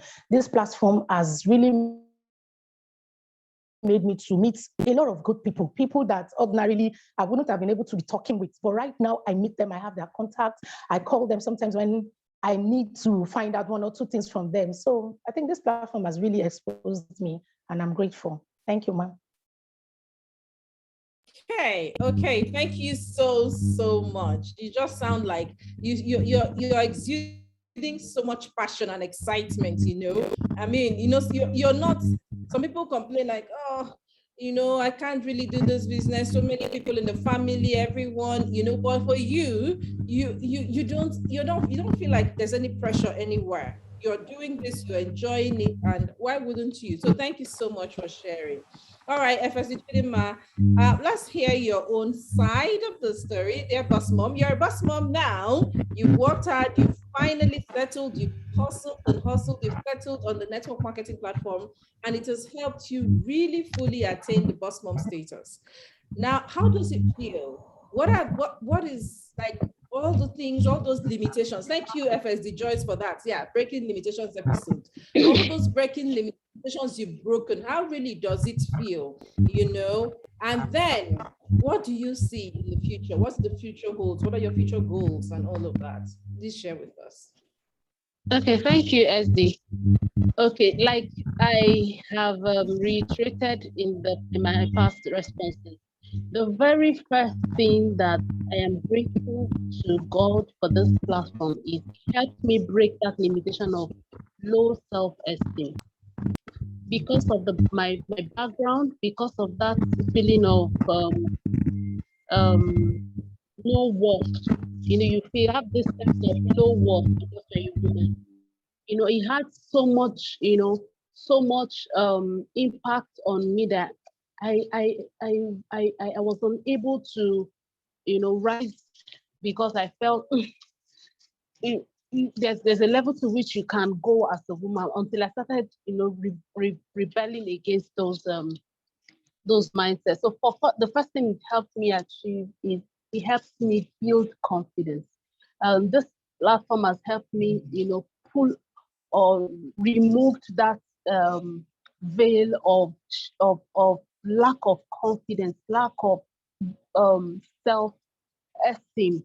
It has built my self-esteem. And another thing I realized is growing up, I was a child that loved to write. I could express myself better in writing than in facing people. And that was why I thought I couldn't do network marketing, because I felt I can't face people, I can't talk, you know, but I could express myself better in writing. But guess what this platform has done for me? It has amplified my writing skills.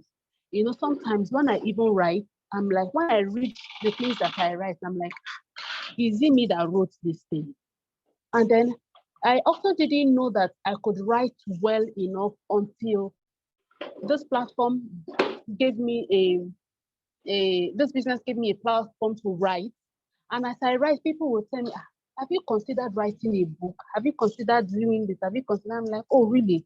You know, so this platform has helped me develop my personal skills, my skills in writing, my skills in speaking. Now, you know, I went to do a presentation somewhere. I was supposed to do it for 1 hour. And then all of a sudden they told me, sorry, madam, you have just 15 minutes. And I'm like, seriously, how will I do it? How will I shrink a 1 hour presentation to 15 minutes? But guess what? In 12 minutes, I was done with my presentation. You know, I was done with my presentation and I actually got people signed up and I was amazed. You know, I was able to shrink my points. I was able to reach my audience, you know, give them the silent points that they needed, you know, without speaking. And that's one thing that the business has helped me do. It has helped me amplify my thoughts so that I can put it down and, you know, address people the way I should. That's one thing it has also done for me. And then another thing it has helped me do is it has helped me become goal-oriented. You know, I can actually set a goal, you know, be able to achieve that goal. When I achieved the US-Canada trip, when I qualified, I was amazed. I'm like, seriously? When it was announced, I told myself, I'm going to do this. I'm going to do this. 1 week to the end of that promo ending, I had not gone halfway, you know. But then with the triple PV and every effort I put in, I realized that I could actually picture something and then my mind will walk towards it. And I saw it happening and it happened. You know, so this business has helped me, has helped amplify my skills, my writing skills, my speaking skills. I can speak with, you know, with a lot more confidence than I used to, and then I can organize myself, you know. So for the future, I see myself owning, I see myself owning streams of businesses that I don't have to be directly involved in the day-to-day running. So I can have time to pursue my God-given calling and purpose, you know, because, and another thing that this business has helped me is I have a passion for women and for marriage. And then because it's a platform that women are more quickly drawn to, it has given me an opportunity to impact people's lives beyond the money, beyond the finance. You know, I'm also able to relate with them on their personal basis as a woman and in the area of marriage and in the area of purpose. So it has given me quite a lot that more than I bargained for, more than I expected. So even if I don't get all the money that I'm getting along with, the relationships I've built, the skills that I have developed, you know, the lives that I have been able to impact on my own platform, on my own team alone. I know how many women that I have been able to, who were trying to conceive, that just talking to them about the product and using the product, at least I have 3 women that when I see those children that they gave birth to, I am happy and excited that I am instrumental to bringing joy and restoring, you know, so much into these 3 families. When I see those children, I am fulfilled. So this business has given me a lot of fulfillment, and I'm not even started. I'm not started yet. Thank you.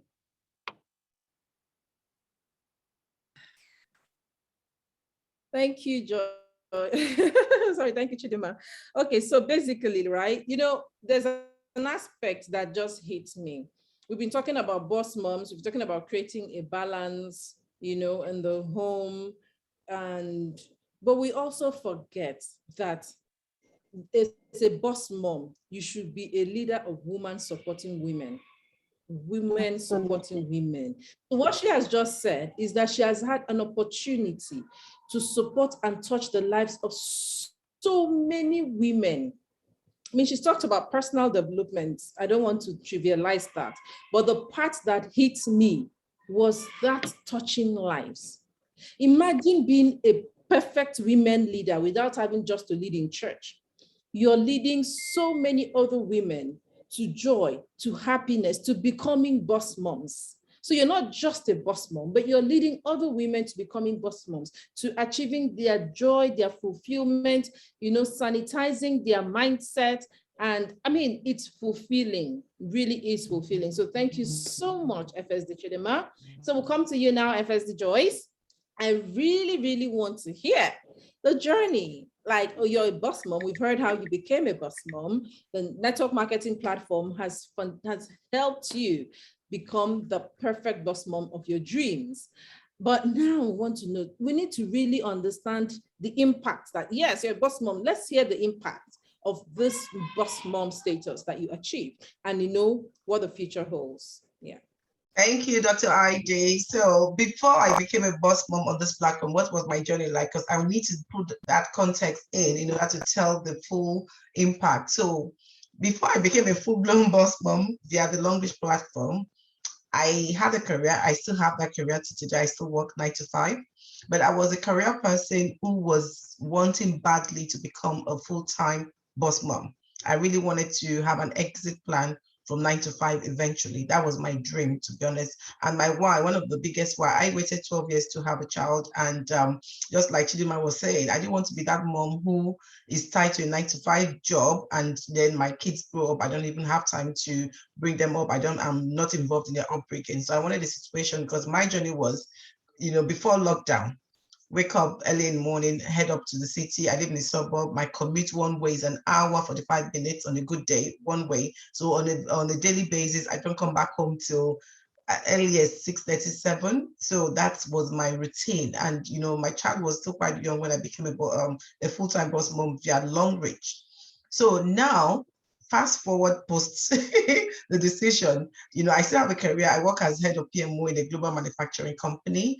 And as an IT consultant, my income is fantastic. But at the end of the day, it's still just one income.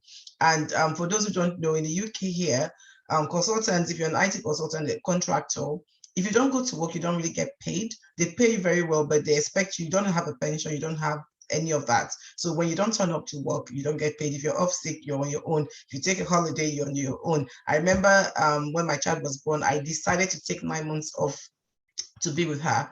And that 9 months was amazing. I loved it. I loved just spending time with my little baby and bonding with her. But there was no income at all from my day job in that season. So anybody would know that, you're having lived expenses and all of that, and it's not that easy, right? So but fast forward, and in between contracts as well, you can have downtimes at the end of a contract. There's no guarantee that the next one is going to come immediately, and that's the choice that you make if you go consulting. It pays well, but then you can have down periods. And when I go to Nigeria, my heart is always palpitating. Because in Nigeria, you're going to be spending tons of money like water, and then you're not making any money during that period. So it's quite an expensive trip going home, and we used to love visiting Nigeria every year. So now fast forward to the Impact Longreach. So before Longreach, I was looking, what can I do? And when the opportunity came, I turned it down. And I turned it down because I said my plate was full. I didn't have a bandwidth. That was what I said to my friend. And, I was doing a lot of things, which I'll probably explain before we wrap up. So I thought my plate was too full. I didn't want to do Longreach. And because I didn't think Longreach was the type of business that I needed. As somebody who was an IT consultant, I thought, how many toothpaste am I going to sell to give me a decent income when I'm earning really well? That's what I was looking for. I was looking for the big money, a business I would do that would give me something fantastic, a 4-figure income a month or in a week. So I didn't think it was Longreach, but she opened my eyes and showed me the possibilities. My friend Lillian showed me the possibilities of Longreach. So I decided, okay, I'm going to take a look. I'll try it out for a year and see how it goes. For me, it was about a flexible side hustle. At the time, I still didn't understand the full potential of what Longreach could do for me. At that time, it was just a case, okay, I have a good job. I would just do this one and see how I get on within 12 months. I just gave myself 12 months, and I said I was going to really go for it and see what I could do.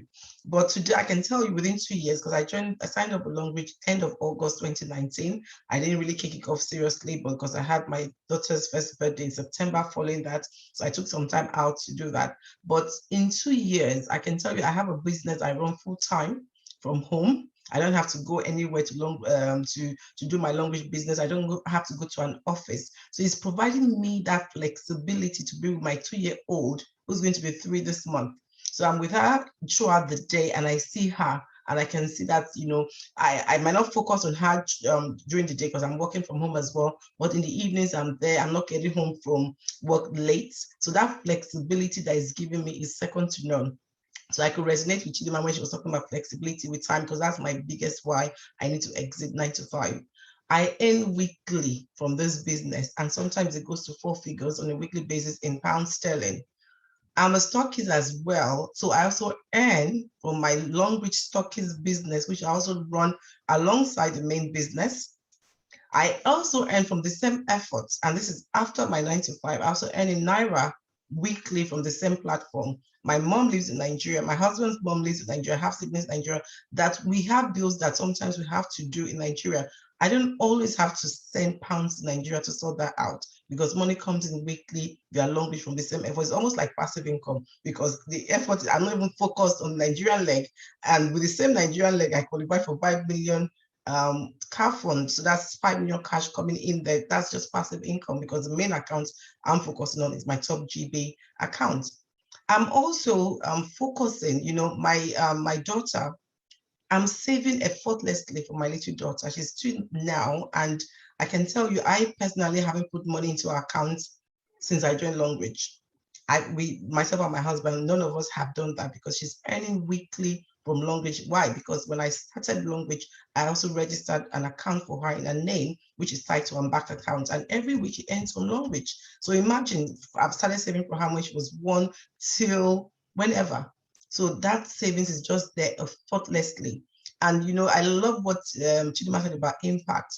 this platform, because one of the things I've always wanted is, to live a life of purpose and impact. It's not just, if it was even about self, I probably would have given up on Long Reach at some point because it was really challenging last year, 2020. If it was just, just for myself and my husband, I probably would have just said, okay, it's, I don't really need this right now. But, the opportunity to touch lives, to do more, to reach more people, my job can't give me the opportunity. Like I said, the Proverbs 31 woman is a woman who just didn't provide for her household. If you read it, she also helped the needy. In order for you to help the needy, and where I come from, Benin City, the lack is heartbreaking. How many people can you help with that your salary when you also have big goals? You want to buy your dream house, you want to go on holiday, you want to do X, Y, Z. How many people can you, touch with a limited just one income?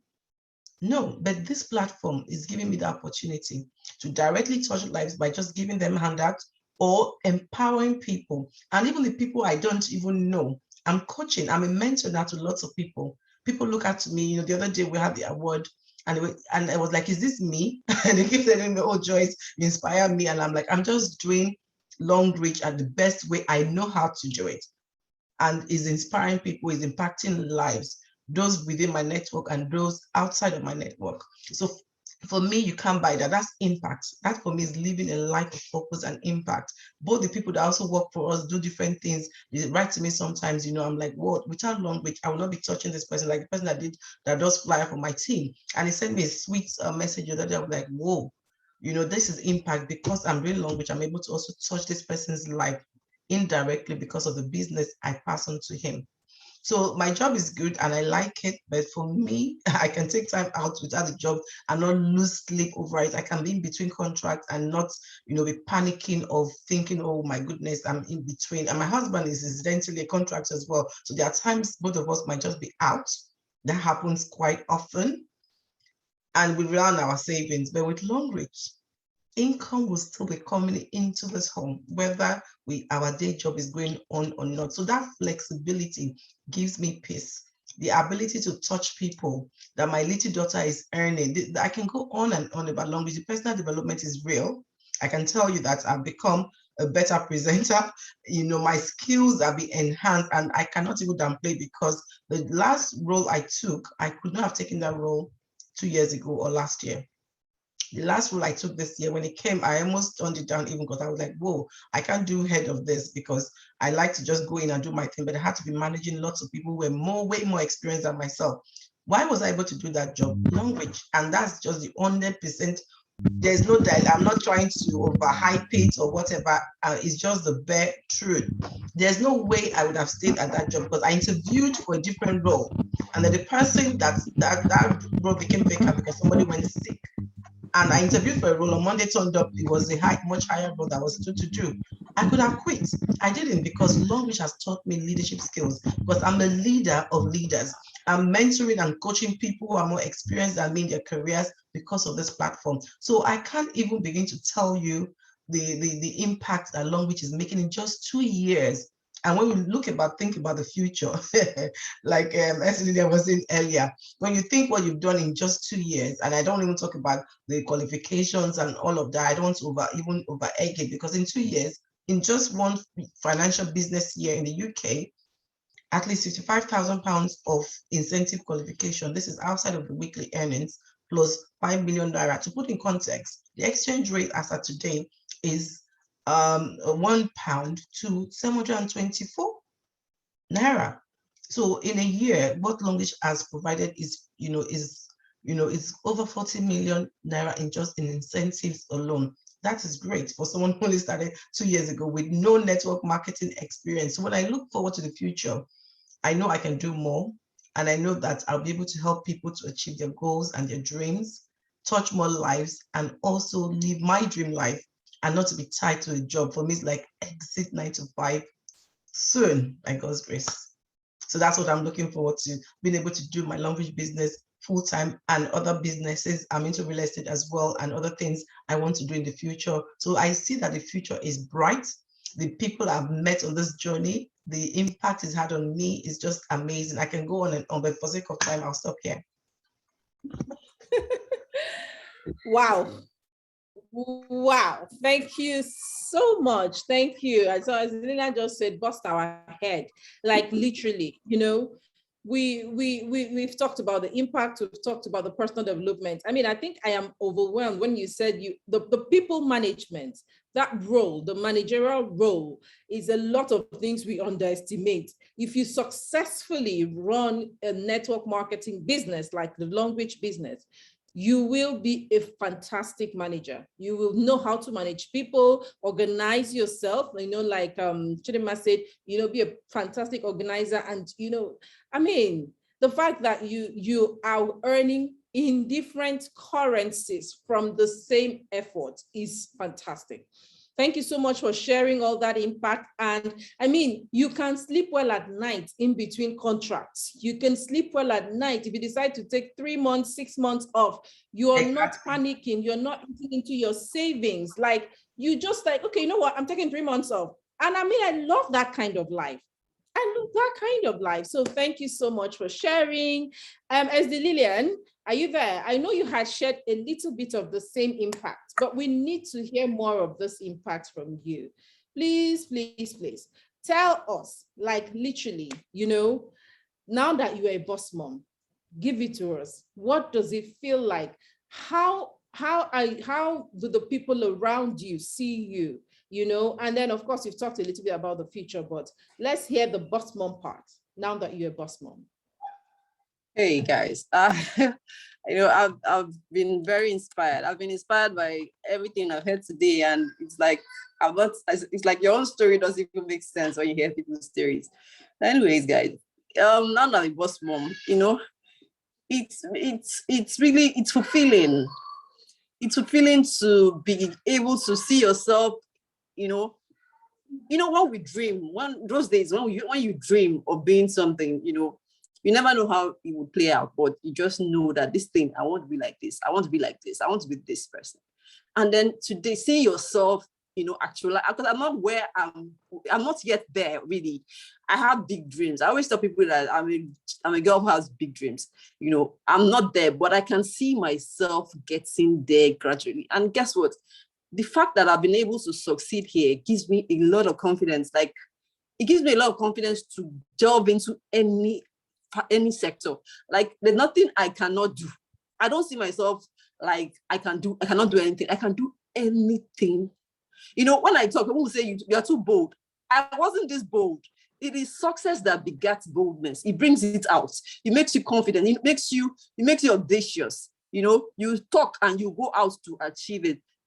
So there's something I was telling someone the other day. I said, if I didn't do network marketing, God knows, I might have been successful, but I don't think I'll be this fast at success.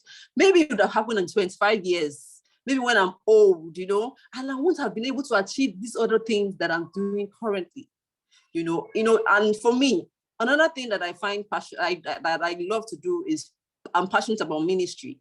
I'm not a preacher, I'm not a pastor, I'm not a deaconess, but I just have always wanted to, finance ministry. I was always wanted my money to be, in ministry.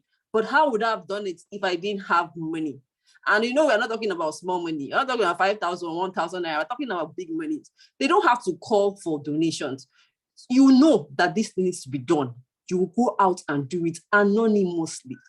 For me, that's one big deal. My birthday this year, I was able to touch about 60 people's lives with at least a bag of rice, oil, so many things that they needed to eat effortlessly. I still had I bought myself something I love. It didn't affect it, for me, just like they said, impact, and many of these people, they're like, how does this people, no, they come to me.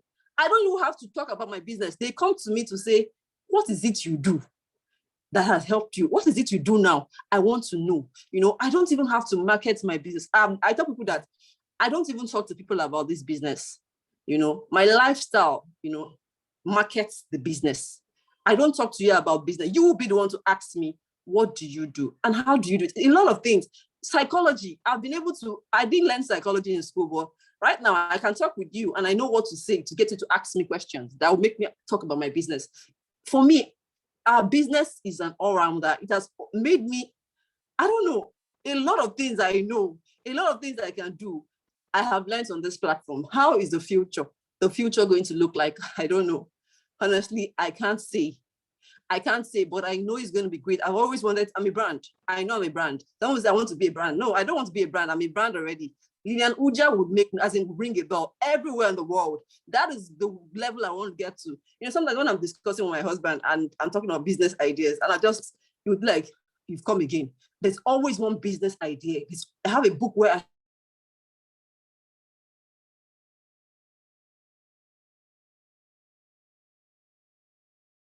We want to have hear them written that out. part. Like I just started a business, but I speakfully trying to start another one again. And my husband is saying, take it easy, slow down. Let's finish this one. Get yourself to this point. I'm like, I can't. I want to do something else. You know, my head is popping at every time. Creativity. You begin to think deep. You know, this platform is amazing. It is amazing. Everything happened on this platform. Everything I have become happened here. And I cannot just wait for the future, guys. So please be very serious. If you're here and you're dilly-dallying, you're here, one leg out, you are wasting your, I tell people there's no point, you know, being here and not doing it, going all out. You are wasting time. No need. Go and do that thing you think is your passion. Don't be here for 3 years and you're not able to get something done. Don't be here because people are counting your time. Don't be here for 4 years and you're not giving it your all. If you must be here, give it all you need to give it all. Give it all your best and get the result out of it immediately. That is my advice for you. Thank you so much. Sorry, my light is off. Thank you. Thank you. Oh, wow. Okay, so basically, like, you know, you can only be this creative, this whole, you know, be planning and be creating when you know that there's a source. You know, there's no money. When you plan the first one, you cannot achieve it. You plan the second one, you cannot achieve. What do? You just say, this is not going to be for me. And that's the honest truth. So thank you so much for sharing, you know, that impact. The fact that, you know, you are able to just do the ministry. Some people don't understand that ministry part. Some people don't understand the touching life aspect, you know. Chidima talked about women supporting women. You know, Joyce talked a little bit about impacting the lives and mentoring people. But how about the fact that you so genuinely want to ensure people feed, but you don't even have enough money to eat, let alone feed others? You know, but with this platform, you will eat, you will teach others how to make their money to eat, you will feed others who are unable to make the money yet, and you will touch lives through the ministry. So much impact of lives, just because, I mean, and this is the definition of being a boss mom. Nobody suffers around you. I mean, that's what I've added here. No one around you should suffer, whether your children or your family members or your classmates. People around you shouldn't suffer. You've been saddled with an amazing responsibility, and it is your place, literally your place, to live those out happily with a smile on your face, because you've been given that gift. So thank you so much once again to the guests for going through that. I'll hand over to Mrs. Murphy now. Mrs. Murphy? Yeah, the Relief Ministry. Someone says the Relief Ministry. Okay, Mrs. Murphy. So, on, oh my God, it's been an amazing time. Like, wow. Thank you so much, speakers. So we have the last round of questions, and I'm going to quickly go by them. But I would like to add something. You know, from the stories I've, you know, listened to tonight, what I can say is, you know how when you go to the market or to a shop and then you see this lovely Ankara or this lovely lace material and then you buy it, you have a picture, you have a style you've kept, or, you know, you just want to make. If you ever go to see that material when it's in the hands of the tailor, you might just get sad and sick. You would never want to wear the dress when you see different pieces lying around. But when you see the finished work, you will appreciate those pieces. Many of these women we see today, they are who they are, probably because of what they went through. Life wasn't rosy for many, but they went through the pieces, but somehow they trusted God to put those pieces together to give them that fine cloth, that fine fit. So I don't know what you're going through, but just get ready. You may be in the pieces stage or the already made clothes on the mannequin, but just hold on and keep moving. Be patient. All will work out well. So I wanted to add some motivational quotes to this. Okay, so let's move over to Chidinma. The next question is, how have you been able to manage time? I know many people will be wondering, okay, Proverbs 31 woman, she's doing this, she's doing that, she's doing this. How are you able to do it? You have just one head like me. We have just two hands. How are you able to multitask and still balance your home, your business, your job? So please share with us. Okay, thank you, Mrs. Murphy. The first thing I would like to say is I don't have a maid. And living in Lagos without a maid, you know how hectic it can be. And I don't have a maid because I've also had nasty experiences. And because of my family, my children especially also, I don't want to have a maid. So what do? I run an all-inclusive household.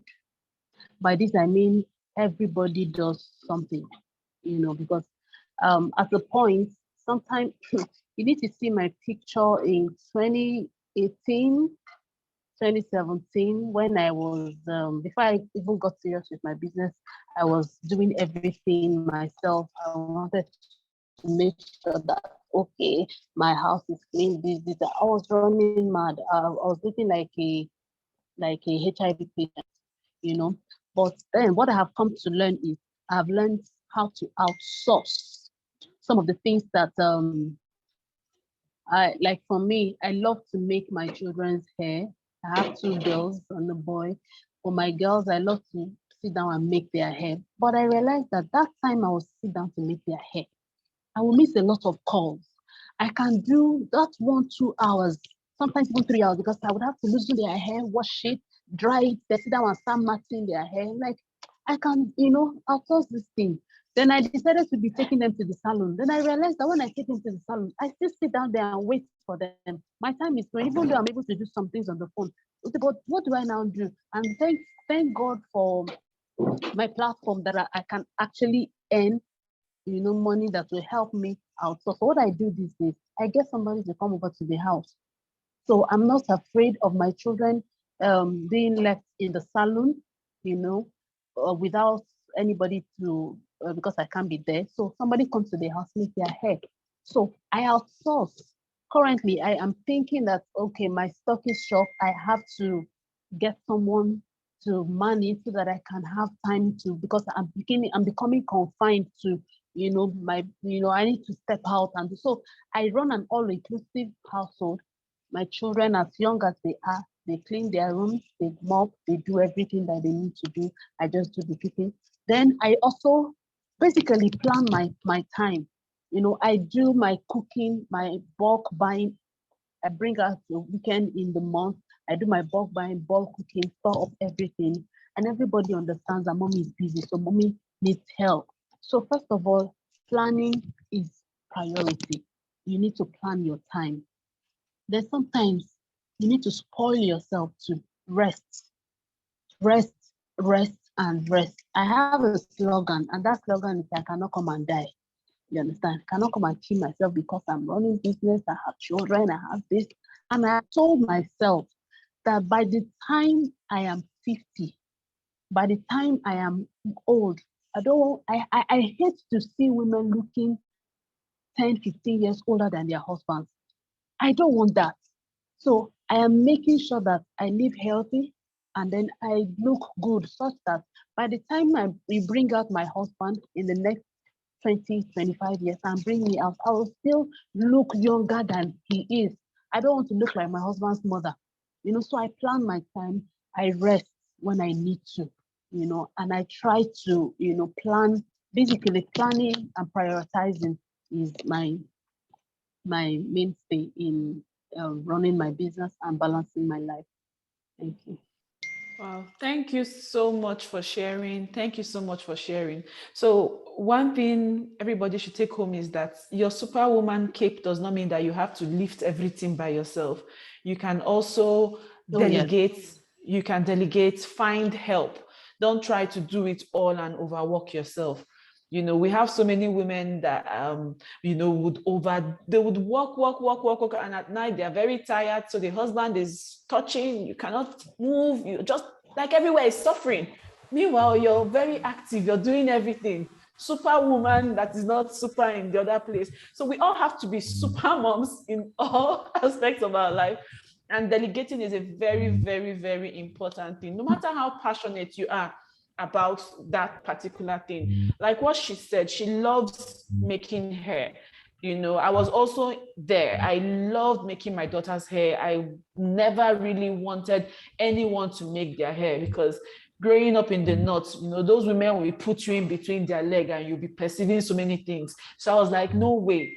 But I got to the point where I knew that I had to delegate. I had to find someone that would come to the house and do everything. And thanks to our products, you can wash their hair with the best, you know, with the best conditioners and shampoo, and then, you know, dry and take care of your girls. You know, buy a washing machine, save money.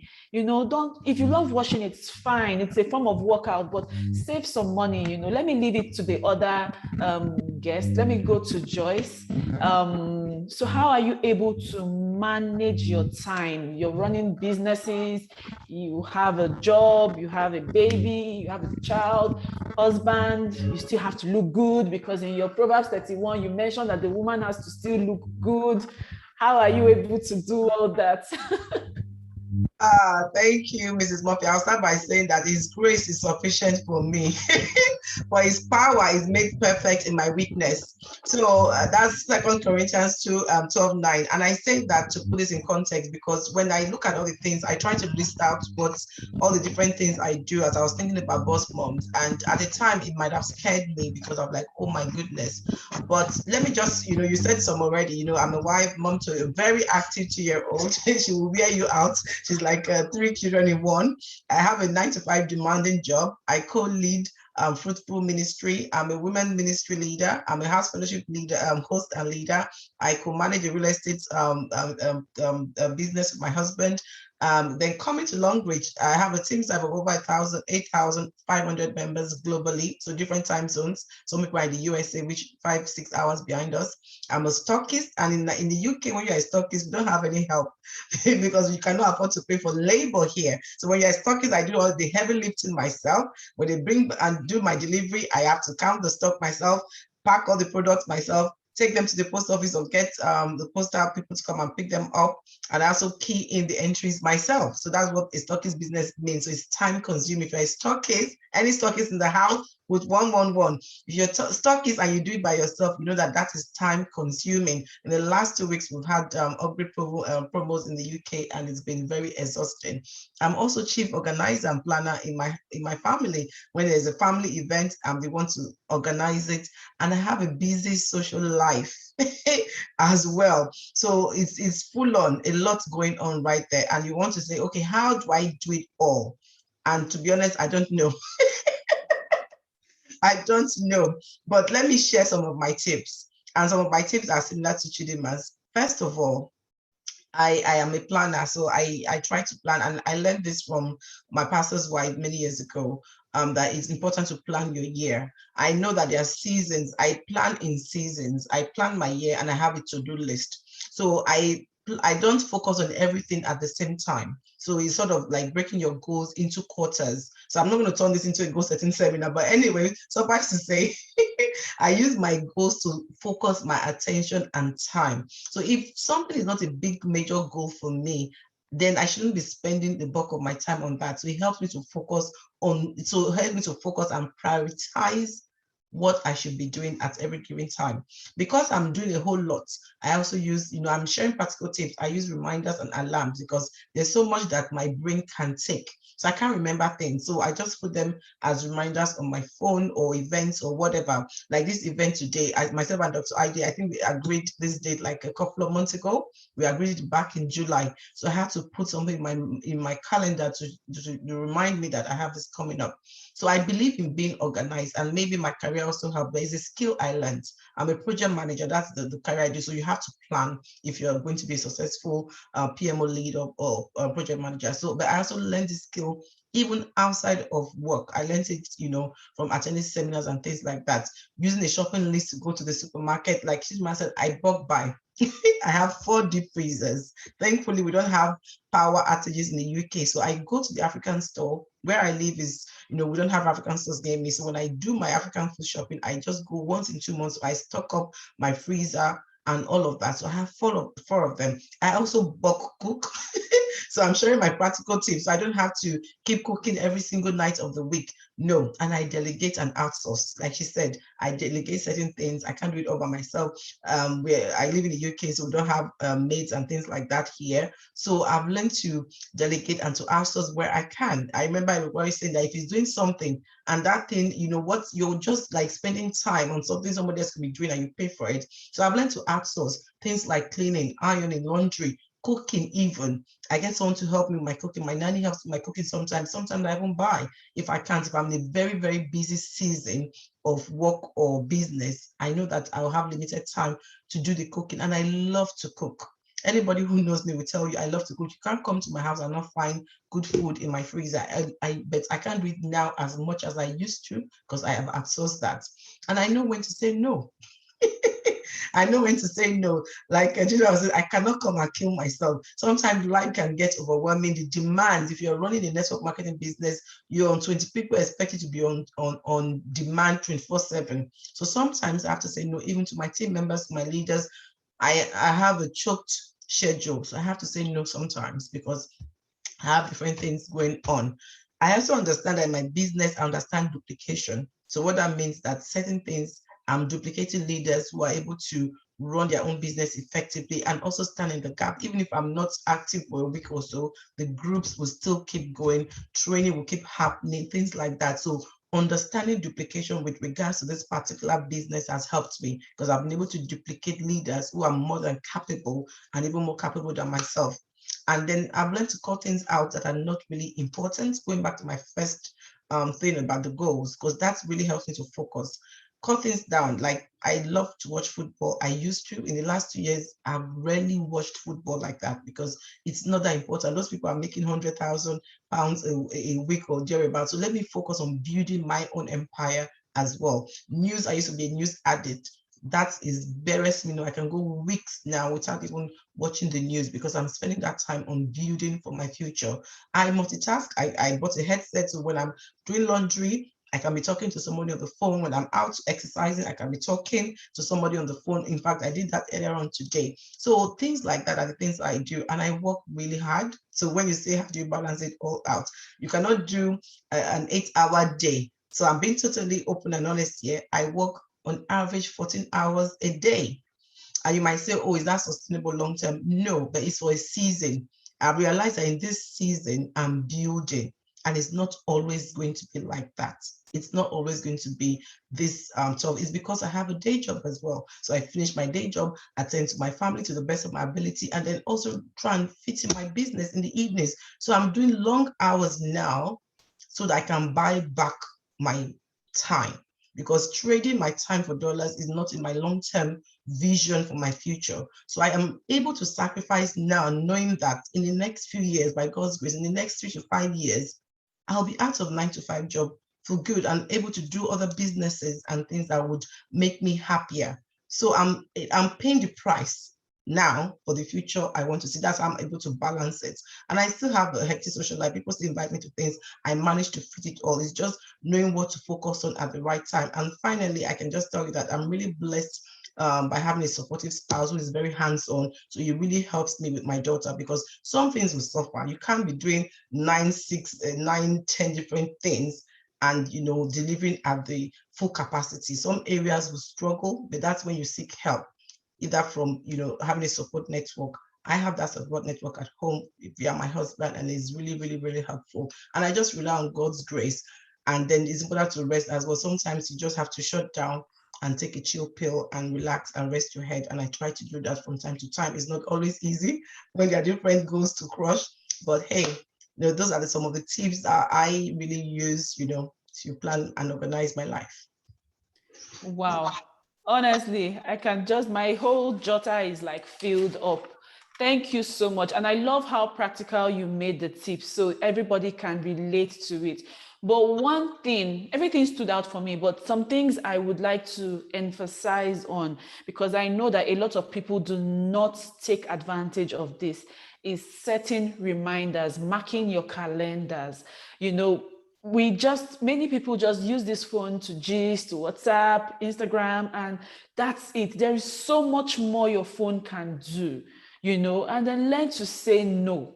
You do not have to say yes to everything. You know, you do not have to always feel bad. Learn to say no, learn to cut down on things, you know, on some things that you love. Honestly, at some point in my life, I was a Telemundo freak. Now I do not even know any of the series going on now. You know, it's just like what she said. She used to love these things. And you may think that you will not be fine, but you'll be fine. You will find yourself not even missing it anymore, you know. So you need to learn what is important for you. Find your season, whatever season you are in. And there's something she said also, that she is working now so she can buy her future time. So when you see her in the next 10 years chilling in her yacht, you know, on a vacation during when it's not even summer, you'll be wondering, as in, how is she doing this? She's working now to enjoy it later, you know. So let's all take all these tips. They are useful. They will help you. They may not even be useful to you now, but please write them down somewhere. One day you'll be flipping through the pages of a journal, and then you'll like, wow, God will send it to you at the right time. Thank you so much, FSD Joyce. Let's go over to our next FSD, Oluwaseun Fumi.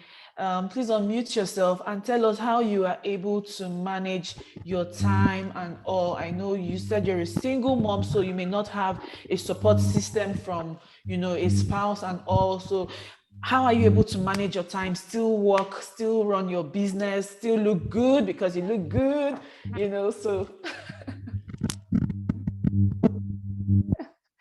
Wow, it's been a wonderful one. Like I said, Long Reach platform is a very flexible platform that gives you that flexibility. You know, you're so flexible with whatever you're doing. You have, even at work, you can do your business. Even while cooking, you can do your business. So I love this platform. It gives me so much time to do whatever thing I want to do and the kind of life I want to live now for myself and my two boys. What I do, how I manage my time, my work, and my children. Definitely in the morning, I put up my alarm. Alarm wakes me up at 5 a.m. And when I'm awake at 5 a.m., I set the children's water, I wake them up, prepare their breakfast, take them to school. At that same time, too, I'm going to work. If I have something doing, sometimes if it's Long Reach, I just sneak out and I go about my Long Reach business. But it's been very, very helpful. And I made sure I registered the children in lesson also. So after school hours, they still have 1 hour at school. So I close 4 p.m. And at that time, I'm also going for school run. So we go home. Then if there's anything I need to do, maybe there's something I need to buy in the market, I just stop by with the children. My children are very understanding. So if you lock them in the car, I just maybe wind down sometimes a little bit. And I tell them, if someone knocks the door, don't open it. They will remain in the car. And I do my shopping and off we go. When I get to the house, I do my house chores. I do everything I need to do. Sometimes you see the little boys, they are helping me. Mommy, can I help you do this? Can I help you? So my little children now, they know how to prepare jollof rice.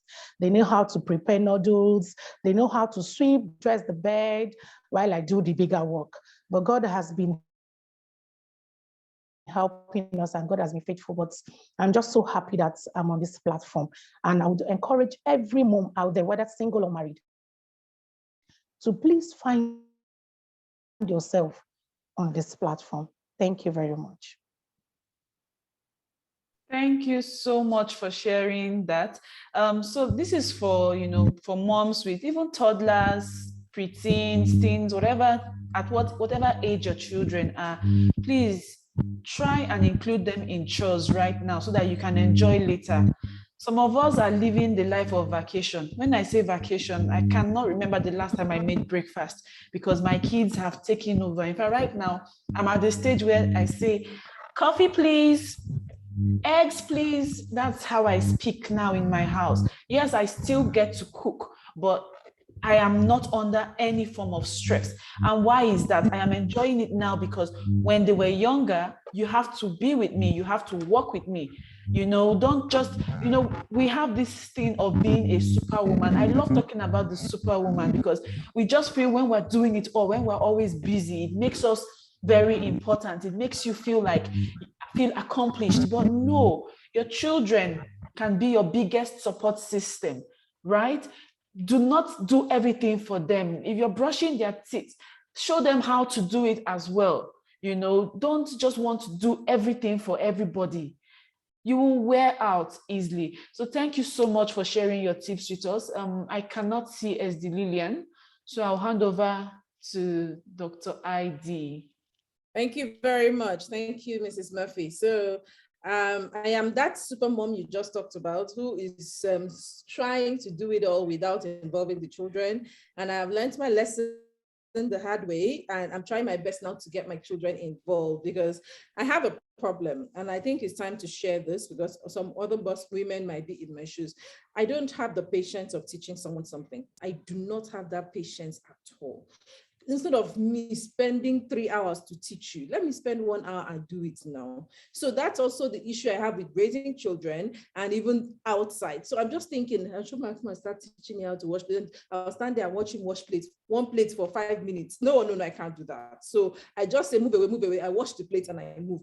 But honestly, I will suffer it in the future if I do not get that patience now. So if you are a boss mom like me, or you intend to be a fantastic boss mom who at least you want to relax, put your foot up, and relax and be taken care of by your children, which you deserve. I mean, you should be able to. So I've learned that lesson. I am confessing and I am working on it.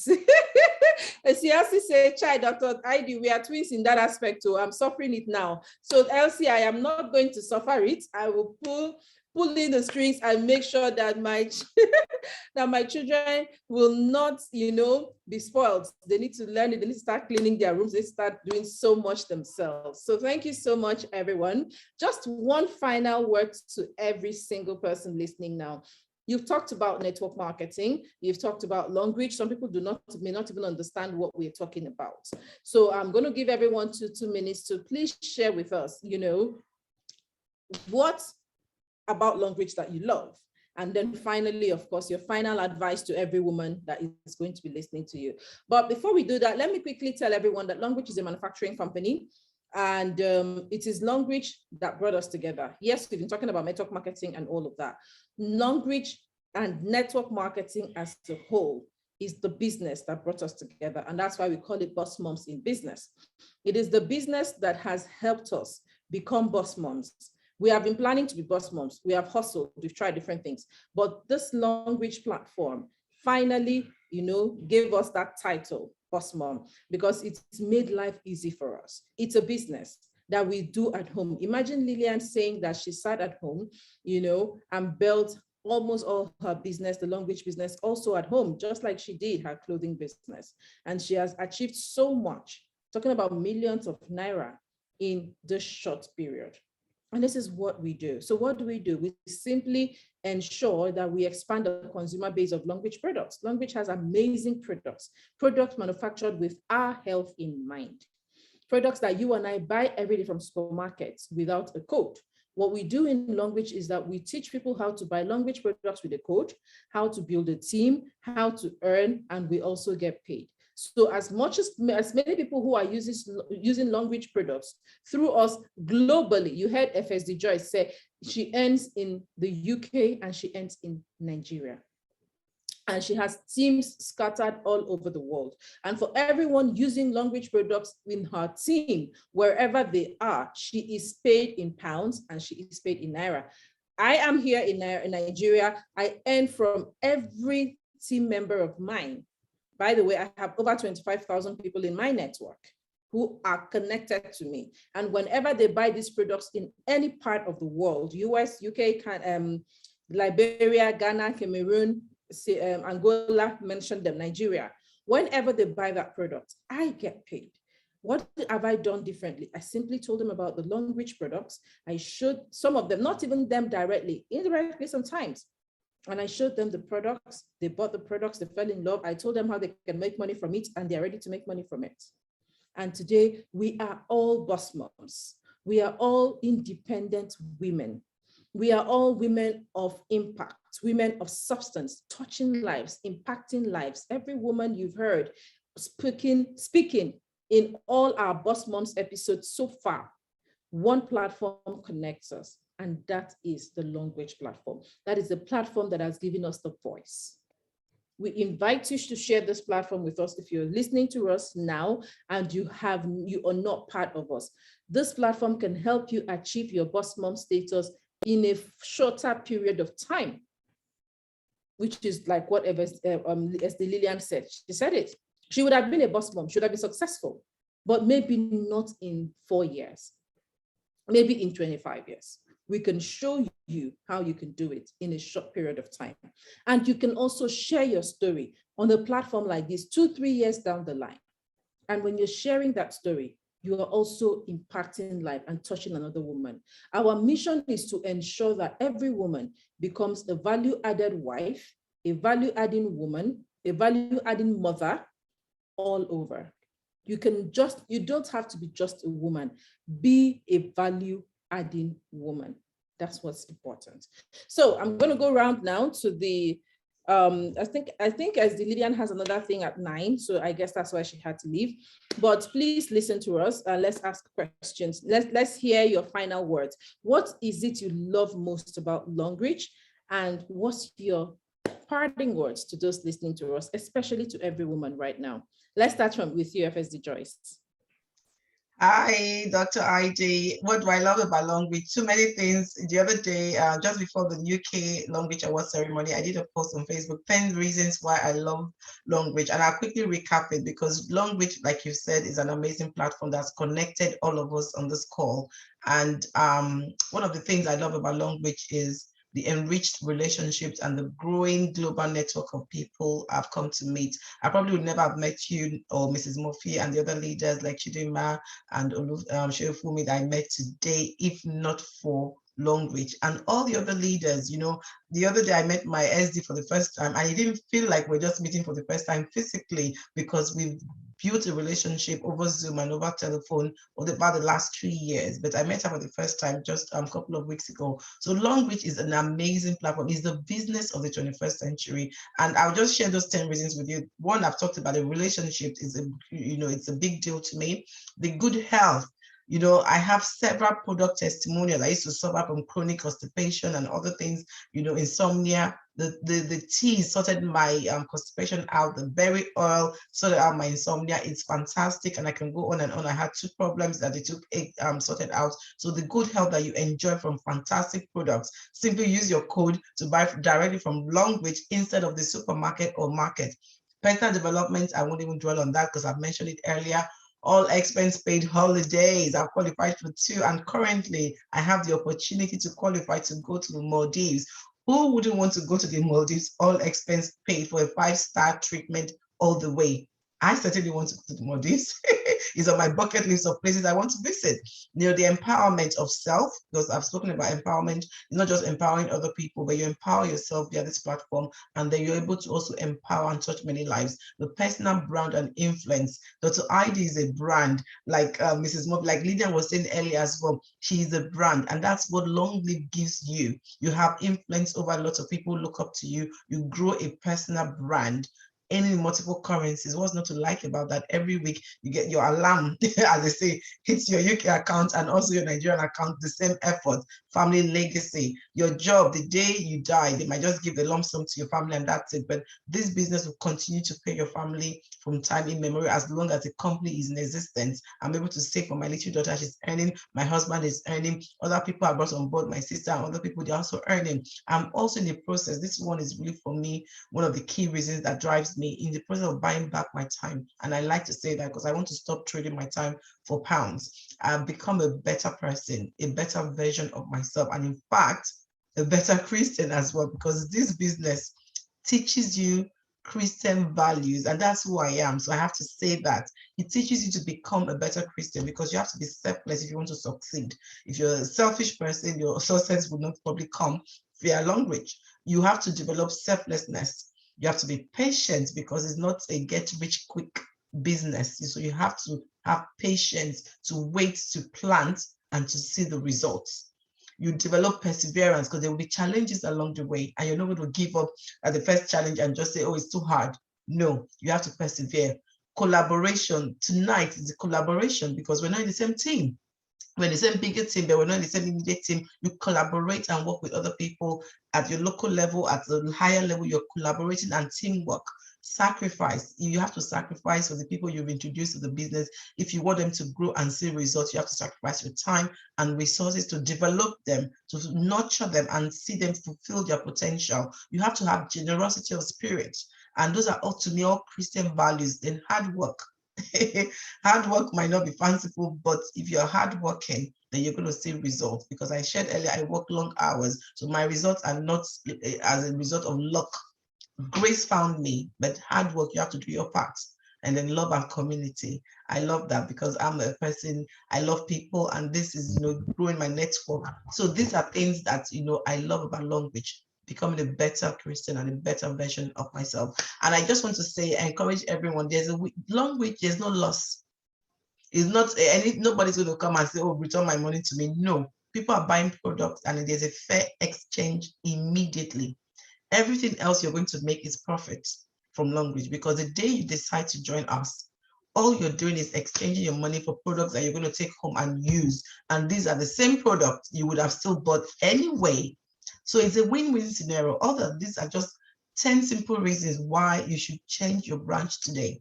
And it's the business, like according to Robert Kiyosaki, it's a business of the 21st century. Come on board, we'll hold your hands, we'll work together to make sure that your dreams come to fruition. So thank you everyone for staying with us. So now I'll pass it back to you, Dr. Aiden. Or Mrs. Thank Morgan. you so much. Thank you so much. That's really, really, really lovely. Like, you just keep making it sound so, like everybody wants to be in here. But honestly, Joyce has said it. It's that as easy as she said it. You can buy back your time. That's also my major takeaway from all Joyce has said this night. We are using Longreach to compress time and buy back our time and enjoy time freedom. Thank you so much. Okay, Chidima, you here? Okay, yes. I am. Thank you. So, okay, tell us what you love most about Longreach, and then your parting words for those listening, especially the women. There's so much. I'm trying to pick which of them that I love most about Longreach, but let me start with the first thing that attracted me to Longreach was the product. And so I am still in love with the product. You know me now, Dr. ID, you know how we started. So I was that promo distributor. I always come on board when there's a promo because I love the product. I gave out so many. I used most of them. I sold some. So I've had a lot of product testimonies. So it has stuck. And I mean, my husband calls me Longreach witch doctor. If something happens at home, I would find a product that would, address, especially when you have children. Recently, my children had rashes. I brought up my bamboo soap. I'm bringing a Longreach or tomorrow.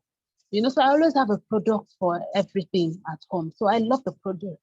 I can't take that away. Then secondly, Longreach has improved me. As in, I can't take that. I can't take that for granted. I have become a better person. I relate better with people. I make excuses for people. I am more patient when it comes to relating with people. When somebody will do something on a normal day, I'll just become judgmental. Say, why would you? Now I make excuses. When you have your team members and they're not responding and you're like, oh, why is this not doing it? You get so angry. But now I'm like, okay, these people might have one challenge or the other. So I've become a better person. Then thirdly, I have been able to touch lives. I can't take that. One thing you cannot take away from life is the number of people you have helped. that you have impacted. Your money will die one day, everything will go, but the lives that you have impacted can never be quantified. So I can't take that away. The people I have been able to impact and touch. And then finally, the best part of it for me is posterity. The fact that what I'm, I compared to when I was working in the bank, when I left the bank, the best I left with was maybe, a little investment here and there, but that was because I hustled for it. But here, I'm just living my life. And then in living my life, I'm building something for posterity, something that my children can inherit, something that my children don't even need to work after all. So posterity for me, legacy for me is it. So those are the things that I love about Long Reach. Then finally, my parting words to you as a woman. Trust me, it's not going to be easy. It is not a walk in the park, like Lillian said. It comes with a lot of challenges. There are times that you just want to wake up and throw in the towel and like, I'm done. I've been there severally. I know I'm not done being there. I'm still going to be there again. But what keeps me going is the future. What keeps you going when you look at your children? My children are my biggest life, and I've not apprehended, what why I am here, and I say I'm giving. No, consistency is key. Sometimes you want to try to go. It's good to be. It's not good to. It's normal. Let me not use the word good. It's normal to feel depressed and discouraged, but don't stay there. Get up sometimes. Like for me, I am somebody that I told my upline when I say I've sacked you. I don't know whether you exist or not. So don't wait for your upline. Don't feel like my upline is not doing this. It's not, you are in this business first of all for yourself. But the beautiful thing is that you're not by yourself. You can always find help.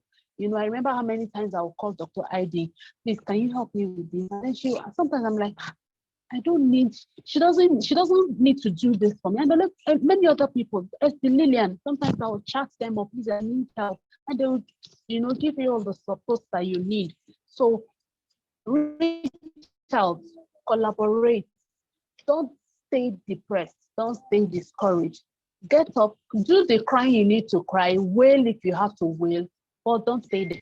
Get up, dust your ass, and move on with the business until you have hit that target that you set for yourself. This is achievable. Our leaders they don't have two heads. If they could achieve it with all the attendant challenges and everything, then we also can do that. It's only a matter of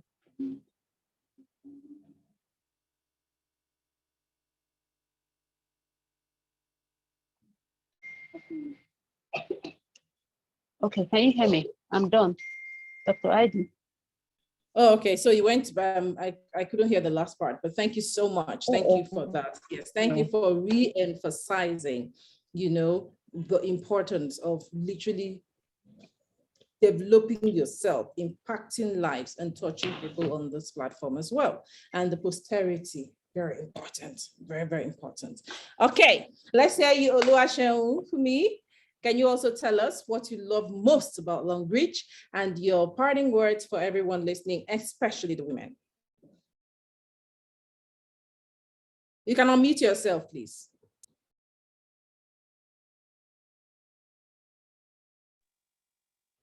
Sorry, thank you very much, SD. What I love so much about this platform is the weekly income. The products are just so wonderful. In fact, all my clients that buys the product from me, they've been like, Yabo, your product is good. Your product is wonderful. So my advice to the women out there is that they should take this business seriously. Long Reach is indeed a wonderful platform to belong to. It pays. It's a company that pays you for your efforts on a weekly basis. Some persons will call me, I didn't earn this week. Yes, of course. If you did not work anything, you won't earn. But I can tell you, as you keep on doing, consistency is the key.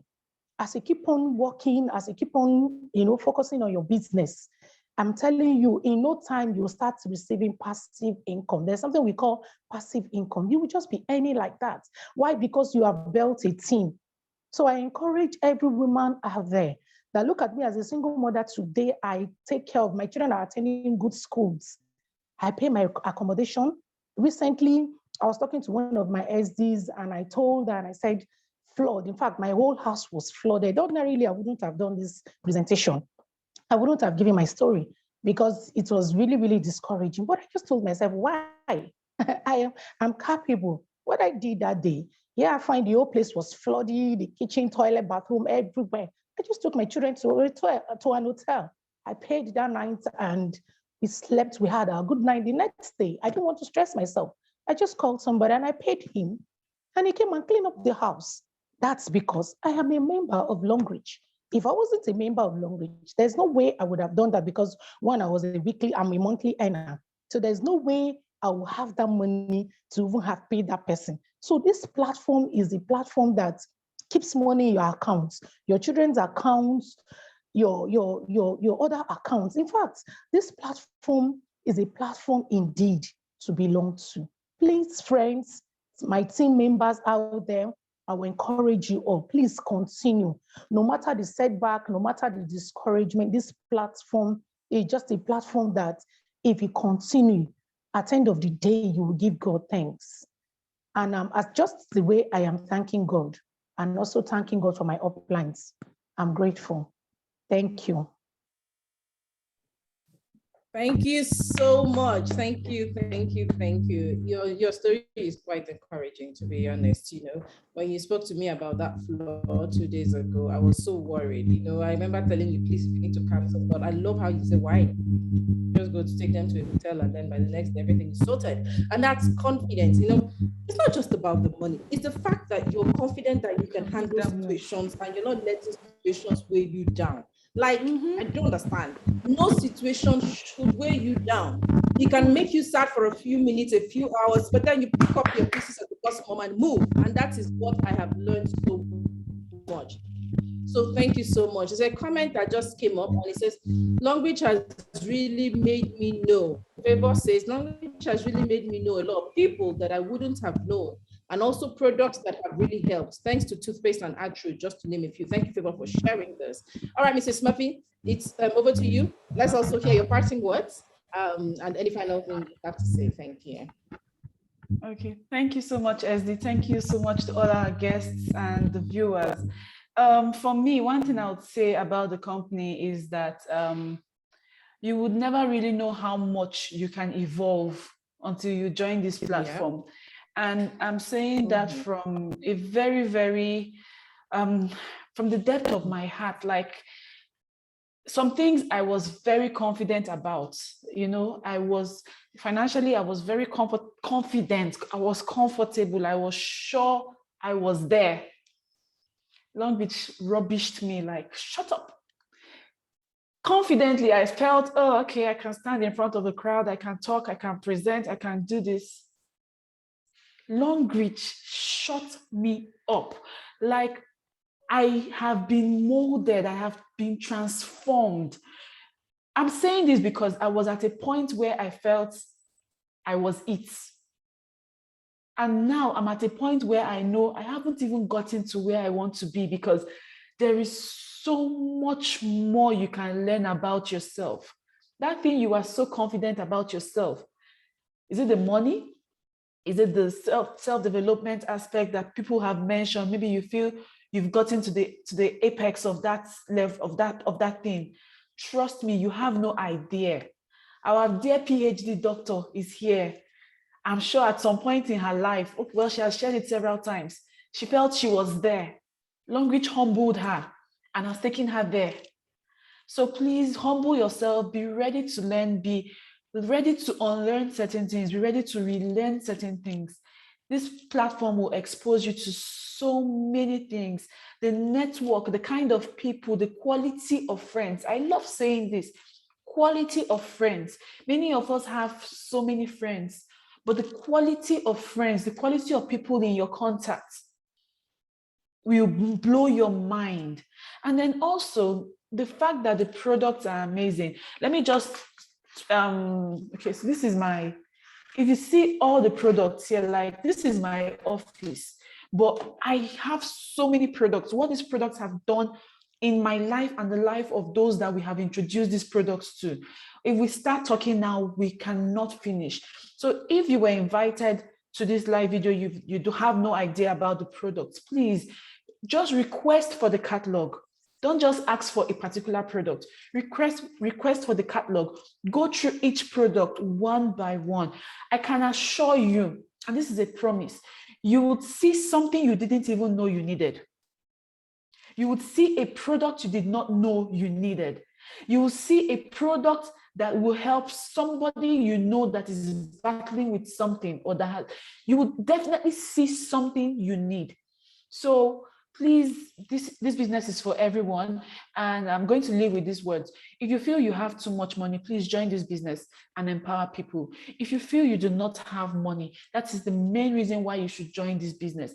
And if you feel you're okay, trust me, there is something better than being okay. You will get to a point where you will know that, no, man, there are levels to this thing in life. So I wish you all the best. And I pray that this platform, this session, this episode rather, will change your life. Like I always love saying this, by this time next week, you'll be thanking God for watching and staying to the end. Thank you so much.